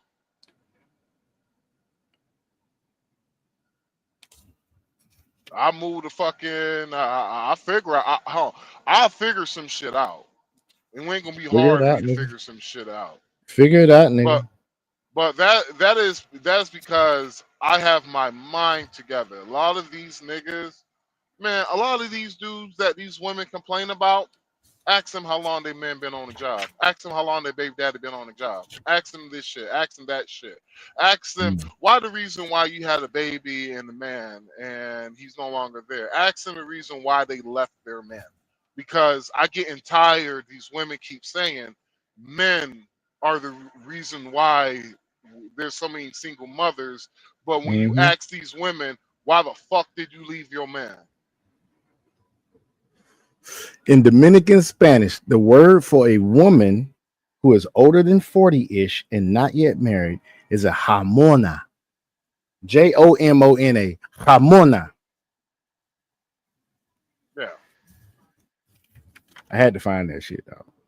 Do you know statistically women leave relationships more than men? Hell yeah. Look at the filing of the divorce rate filing. Like there's literally in the United States of America, if you married a black woman, there's a 70% chance. There's if she's a college educated degree woman, there's a 90% chance in 5 to 10 years I will be divorced. Who wants to do that? That's why you guys ain't getting married in America no more. That's why I got a novia in Dominican Republic. Man. Hold on, Sean. Actually, I got those numbers wrong. 2.5 to 5 years. Oh, you think we finna marry y'all, man? Please, y'all have reached your expiration. You guys have reached your expiration date, and that's because of how you are, not because of how we are. Because of how you are. You chose the wrong man. You gonna blame it on the whole black male race, black male demographic. You gonna blame it all on the men that you chose. We ain't got no time for that because the courts are in your favor. Your delusion is in your favor. Nah, my novia is a good woman. Afro Dominicana. He has a novia. Good woman. Shoot, man, please. Fuck that shit. Y'all can, and it's not our job to fix not our job to fix the black community. There is no black community. Well, we don't have no nuclear families in this country. What did shout out to McKeesmo TV? What do McKeesmo TV say? We are not qualified to build anything with nothing. Exactly. We're not qualified. I did not get those certifications. Nope. I don't know where the school is at because I cannot Nope. build I cannot build a house with no materials. I Nope. cannot fix a community with no women next to me who's trying to fix a community, because honestly, me trying to fix a community when the women are against me, it's like me trying to build a wood house in the desert. Eventually that bitch about to burn down. Yes, sir. There ain't no wood houses in the desert. Nope. They might use part of the foundation as wood, but majority of that shit is concrete or brick, baby. Shit. These motherfuckers literally, I'm sorry, bro. These niggas literally have lost their goddamn mind, Sean. I know. Like, these motherfuckers literally have lost their mind, Sean. I don't understand this shit no more, bruh. I'm like, how can you blame the men for y'all responsibilities? Because, Sean, how many men have you seen die during childbirth? I haven't seen one man die yet. But At all. I have heard Nope. many women have died in childbirth. Right? Honestly, Many. if it wasn't for modern medicine, childbirth used to be the major cause of death for women. Was childbirth. Dude, I attend childbirths, and it is not pretty. So tell me this, bro. It is not pretty. That shit is very life threatening. From what I see, how y'all gotta push that joke out, man? Please let that be vice versa. Than men knew about that shit and how much it'll affect our goddamn livelihood and our lifespan. My sister had a stroke. Delivering her last baby. You can have a stroke, you can have a heart attack while that shit going on, and we just talking about people that survive it. C-section, get goddamn going to coma because they didn't do your sedation right, bleed out. Man, all that shit can happen. Y'all around here spreading it every Tom, Dick, and Henry, Tom, Dick, and Tyrone that you see. And then want to blame it on us. You knew who that nigga was before you laid down with him. You knew. When I have man, I'm gonna have when I have my baby nigga, I'm about to take all the cheesy photos with newborn baby. I'm just doing it just to, like, honestly, it's just gonna flex on these bitches. Dude, I'm gonna tell you, you gonna enjoy being a father. I'm a father. I enjoy it, man. I had all my kids in wedlock. Yeah, I'm a divorcee, but that's best. That's for the best, man. I'm telling you, I would have goddamn killed myself staying with that chick. But I'm gonna tell you right now, this new chick, man, when we get married, bro, this is the one. I think she is the one. I mean, I'm getting all the right feelings. I'm vetting her. I'm still gonna vet her for a while, but I'm telling you, this woman treats me so damn good, bro. Her parents is good. She good upbringing. You know what I'm saying? I'm vetting the whole family. All that shit. These jokers is good. They all went to church together the other day. You know what I'm saying? I'm talking about this. Even though she's a single mom, I got 3 kids. You know what I'm saying? I could still get a woman in Latin America that ain't got no kids, and I have a right to do that because I'm a good man. I take care of my kids. Highly educated, several degrees, all that shit. I can get a woman that does not have kids and they will start a family with you knowing you already got kids. They don't care. She already said, man, your kids are so cute. Man, I'm gonna be such a good bonus mama, and this, and this. And this woman is a good woman, man. Good woman. My girl, I was like, baby, slow down, baby. I was like, baby, let me at least get the business and the house first before we even have any kids and shit. She already ready, goddamn it. She talking about I'm ready. I'm ready. Put your seed in me, nigga. I'm like, yo, calm down, baby. We got time. I'm like, we got a little bit of time. But they deserve all that. You know why they deserve all that? It's the feminism. It's not feminism, the femininity that they express naturally. Both of them feminine. Talking about boy, just oof. Man, I always want to know how you're doing, how you feeling. Baby, you had enough to eat. Well, that's the reason why I my girl, she's out of the testing phase and shit. Mm-hmm. And I don't have to test my girl no more. I don't have to do none of that shit no more. It feels good because I could just love her, like love her the way she deserves to be loved. And so, and so like, I'm past that whole vetting stage. Make sure she's there. She's here to be because she wants to be a great addition to my life. Yeah. And Y'all a little farther nigga, along than us. Cause y'all I been have together what, a never, year? Been a year now, yeah, huh? yeah, I have never fought so hard for a woman to not having to focus on a job. Now I was like, baby, you don't have to focus on work. You know, you could just focus on the school, right? Mm-hmm. She was just, I was like, yo, I was like, baby, you just like, you just gotta give a brother time when you ask me for something. You just gotta give me Mm-hmm. time. That's all I'm they like, need. Just explain to them. That's what I did to my girl. I said, just be yeah. patient, baby. Sometimes I have to I do was, this. I'm have to go work a couple extra shifts. You know what I'm saying? Do some stuff, but just know that I got you. And they yeah, cool with it. They cool with it. I got you, baby. I was just like, yo, I was just like, you just gotta be patient and shit. Like example, I gotta drive. I would because this shit doesn't deliver. Honestly, this shit does not deliver until tomorrow. Mm. And so, honestly, if we gonna get there to New York by honestly by 8 o'clock tonight. So I don't Okay. have to drive all that much if I don't want to. But the Yeah. reason why I'm going to be driving a lot tonight is the fact that her grandmother, she didn't have enough money to get her grandmother a Mother's Day present. So I'm Mm-hmm. like, well, shit. I'm gonna Let just me send her drive a little $50 in the extra. morning. Like, yeah, Exactly. drive a little extra, send her a couple of dollars, and she'd be straight. Yeah, I'm finna send my baby some money in a little bit, man. Probably by Wednesday. I'm gonna do a little driving, a little extra on my little part-time job, man. I'm gonna see what's up. And send her a little But something, something, man, just to help her out. You know what I'm saying? if I have to send her a couple of more, I'm like, you know what? I'll just shit. I just honestly, I'm getting now, so I'm like, shit. You breaking up a little bit. I just sell like $15 worth of stock.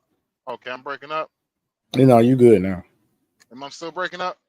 No, you straight. Yeah, You I'm just straight. like, well, shit. I can sell about a couple of dollars.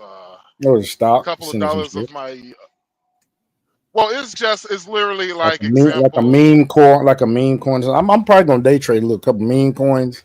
See if I can come up, Well, go by the candlestick chart and see what I can come up on. I've done it see before. I what got I $800 see. one time. What I do is say example.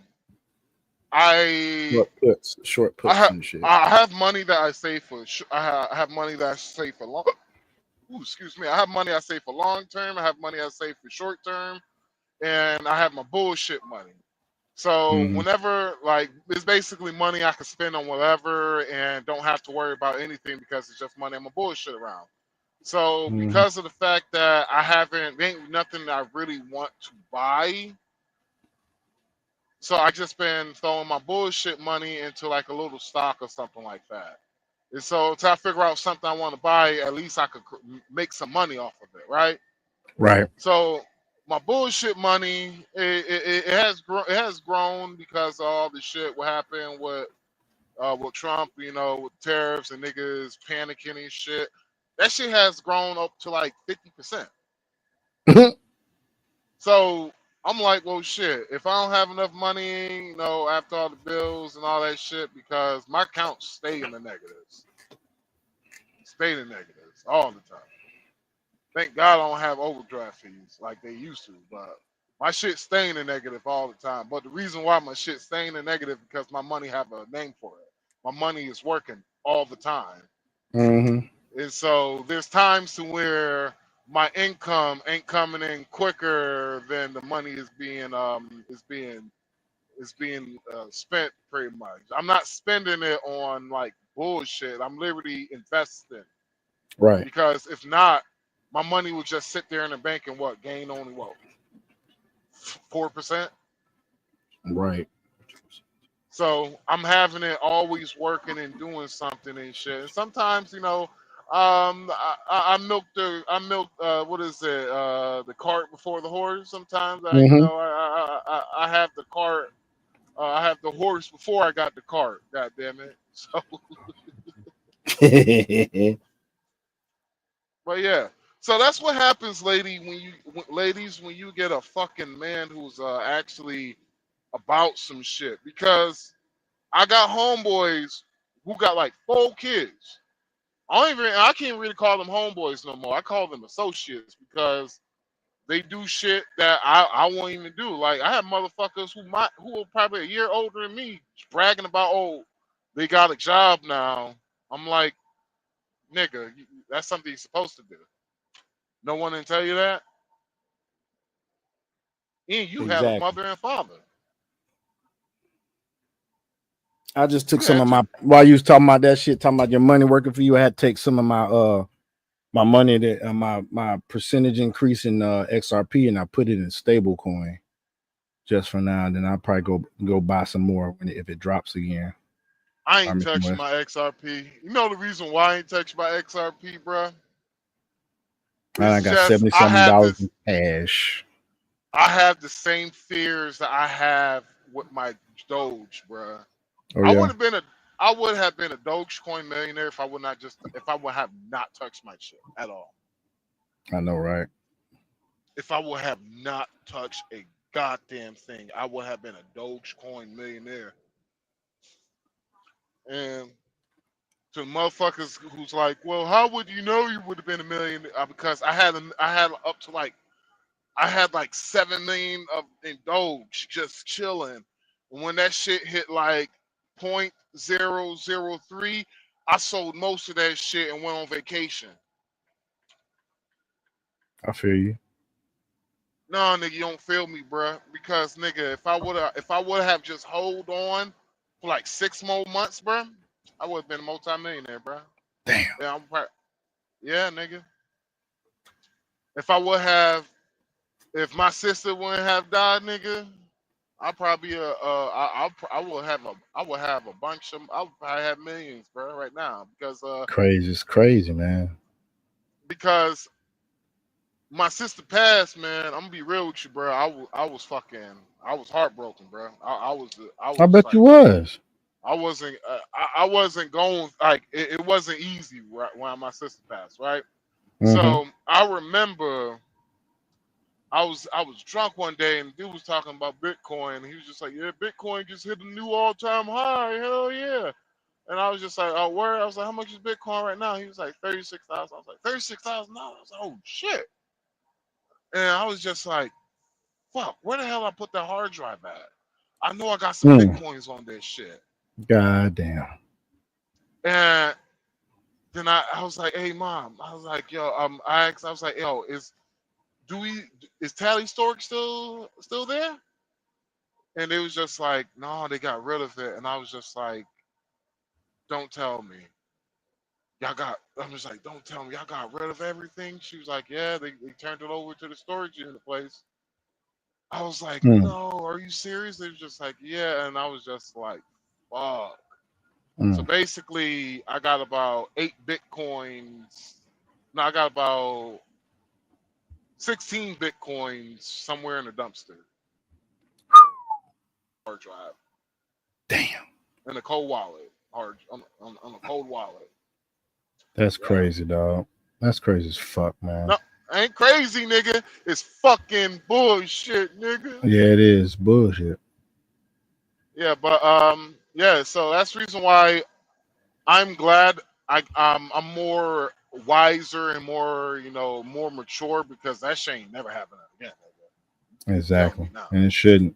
Yeah. That's why we out here.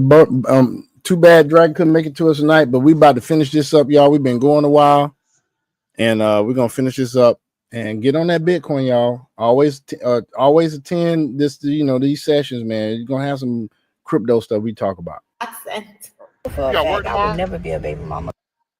Nah. We can do some more tomorrow. Oh, you got the kids? I got the kids, but I'm off till Thursday, dude. Oh. Oh, okay, raising your cool. child by yourself. You will solely be the provider doing majority of the work, and not just financially, but it's so much more that comes with raising children. If we do some real healing, that way we attract quality people, we won't be in this game like this. You know what I'm saying? Don't submit to this culture lifestyle, honey. All the internet gurus, they're gonna hate me for this one. Damn ads. Don't have kids, leave them right where they are until marriage. I thought it was pride in being a baby mother. Like, that's what I seen in my family. Only if TikTok was prevalent back in my days. When it's time to bring children, if you're thinking about it, first of all, hand in hand, vet that man properly. Make sure that man has the abilities to be your husband, first off, and have the abilities to be the father and role model to your future children. Okay, so if it's one thing that I have to say shout out to these women for telling the truth, because let me tell you, you hear what she said? She saw the woman in her family were baby mamas. So she just continued the cycle. She just continued the pattern because, hey, why not? My mama did it. My granny did it. My great granny did it. I've said this time and time again. If you are a baby mama and you realize how hard it was to be a baby mama, and then your daughter become a baby mama, you failed as a mother, because you should have teach her, listen, don't make the same mistakes I made. It is your duty as a mother to make sure your children do not make the same mistakes that you made. You fail as a mother if you are a single mom and your daughter end up being a single mom. stand so firmly on, it is not getting baby mama twice. It's a hell no. So yeah, I have one child. She's 6 years old. She's awesome. But there's absolutely nothing in me that will allow myself to be in a situation to be a baby mama for a second time. Meaning, if a man is not about to put a ring on this finger, you not getting no baby out of me. I definitely learned and I sat my ass down. Giving a man a child is one of the highest honors you can give them. So if you can honor a man by giving him his seed, he should be able to honor you by wifing you up. I will definitely always advocate for doing it the right way, be married. Wait 1 second. You telling me she's repeating what Kevin Samuel's been saying this whole entire time? Allah Akbar. Yes, most definitely.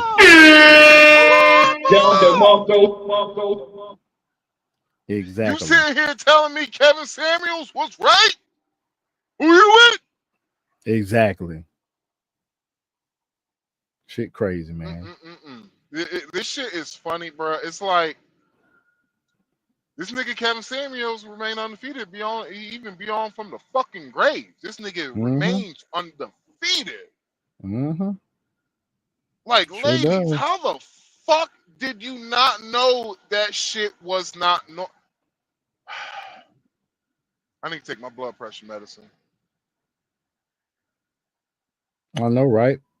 I need to take my goddamn blood pressure medicine. I'm being goddamn serious. Yeah, I think I'm being facetious. I'm being serious right now because this shit is fucking stupid. Yes, it is. And God hates something. Forgive me, Sean. God forgive me. This is about to be some cold shit I'm about to say, but God forgive me. I'm about to say this shit. This is the reason why people look at the black race as stupid fucking people. This is the reason why they call it black fatigue. You're telling me that you didn't know any. You heard about the term that has been going around, black fatigue, nigga fatigue. You're telling me that you did not open your eyes and go outside one time and seen the 2-parent household and married couples, none of that shit. All the children who was from married couples. You telling me you didn't see that shit? Shit crazy.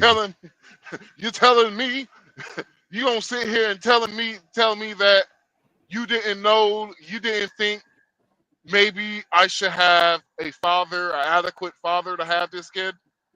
Maybe I should do what y'all tell men, stop thinking with your dicks. Man, they don't listen, man. They don't fucking listen, dog. They don't fucking listen, dude. And this is my bad. So this is the reason why they have the term nigga fatigue. It's because I'm getting tired of all the victimization. I'm getting so fucking tired of all the woe is me, I didn't know, all this shit. Y'all bitches suck good dick. And your mamas didn't teach. You break it up, dude. No, say it again. Man, you cut off when he said your mama sucking good dick. Y'all mama didn't teach y'all how to suck dick as well as y'all bitches do. She didn't teach y'all how to suck that dick, but y'all bitches know how to do that shit. So you telling me you knew how to suck dick good, but you didn't know not to have a child out of wedlock? Fuck out of here. I know, right? You did not. Crazy, You man. telling me you didn't see that your household was probably a little bit harder than other kids' households? Fuck out of here. And that's the reason why I avoid women. I avoid women like the plague if there ain't no men around, bro. If they haven't been no men around.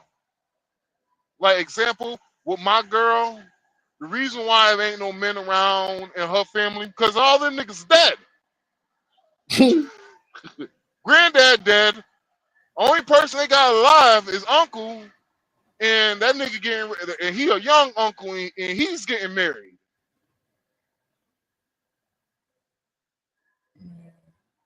He was supposed to propose to on our family trip. He's proposing to his wife on our family trip. So I can at least say, you know what? Marriage do run through the family, nigga. That's man, fellas. If there ain't no men in their family, bruh, if they all ain't died, or if you don't see at least one woman with an engagement ring, wedding ring on, something, nigga, don't deal with that woman, bruh. She will be a succubus for your life, nigga. And he is not telling a lie.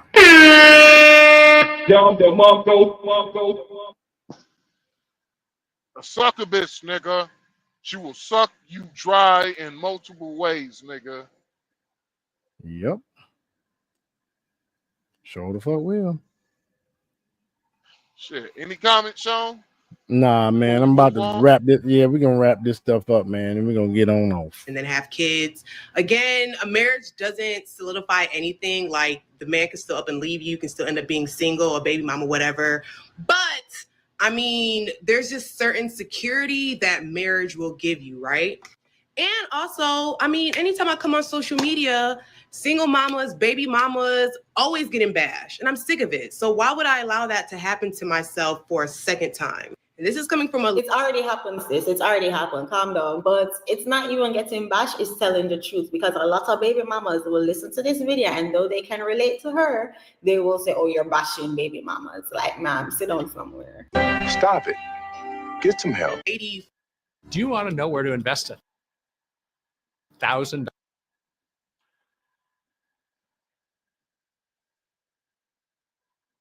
Experience.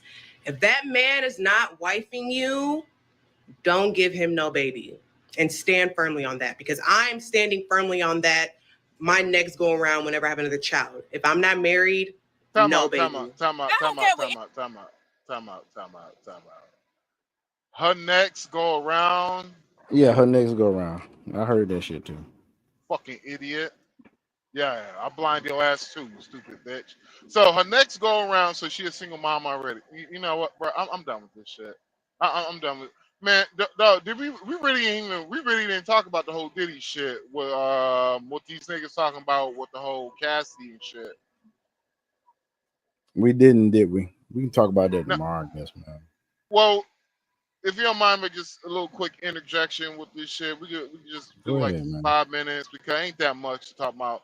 Have you heard about how the niggas talking about Cassie ain't no fucking victim? Yeah, I heard about that shit. And so, Do you think she's a victim? it's a yes and no for me. Yeah, I see how you can say that. The reason why I say she is a victim, Diddy was paying off the police. That's what the police. That's what the evidence is showing, that Diddy was paying off police and shit. whenever there was disturbance, the police Mhm. come and they would have paid. He paid the police off. I'm like, yeah, for niggas paying off the police, what do you think? What type of help do you think she really had? And here's the Say reason that why I say again. she. Say that again. Yeah, what type of help do you think she really had? If the Diddy was paying off the police, do you think she was going to be able to go to the police? Do you think she had the balls enough to go to the police, nigga? Fuck no. At Now, all. the reason why I say she is not a victim and she was also a willing participant, we would never found out about none of this shit we would have never found about none of this if Diddy decided to keep paying her ass. Yeah, I remember you saying that before too. See, all people think, oh, it was because of the silver lawsuit. It's the reason why Diddy's getting the reason why Cassie got this money from Diddy. And I was like, nah, Cassie was she was getting shut the fuck up money for years. She was getting shut the fuck up money for years, and one day Diddy realized that the bank account is low, and so I had to figure something out. Instead of him selling one of those mansions, he decided, you know what? Hey, I'm gonna keep these freak off parties going, but I'm gonna try not to pay this bitch Cassie a goddamn thing. Right. Exhibit, yeah, and so Cassie, the only reason why she came forward and is because Diddy did not want to pay her ass. And so you really cannot say she's not a victim on that shit because a real victim would not have taken no fucking money. You right about that. They say now that she's been basically she was starting some of the free calls. Well, basically, I bet. Basically, she's the words that it helped the prosecution case is that she did it because she knew it made Diddy happy. That's the reason why she did what she did. Well, and so I'm like, that right there doesn't look good in my light. Does not look good for her because I'm like, well, it also shows you were a willing participant. But all the women who's like not at least seeing both sides of the shit is really starting to piss me off. And it's just the motherfuckers on both sides. They're really pissing me off because you both are correct, but niggas want to argue because they want to argue. But I guess we can talk about it another time. But I guess that's it, man. y'all. That's it, folks. We're gonna go ahead on and sign off on this. But we appreciate y'all coming by. Remember, we will be here tomorrow. We're gonna try to start that joke at 11:30, something like that. Try to look me maybe earlier than that. We will have crypto tomorrow, but I appreciate I would y'all. love for us so we can start this bitch at 10:30 so we can get 10:30 be good too. Yeah, because for real. we get Lobo's. Get Lobo's ass in this bitch. Yep. We get Let's go. And we can do that. Get, See about doing that tomorrow, man. We're gonna see if we can get him about 10:30. Yep. All right, folks. Holla at you.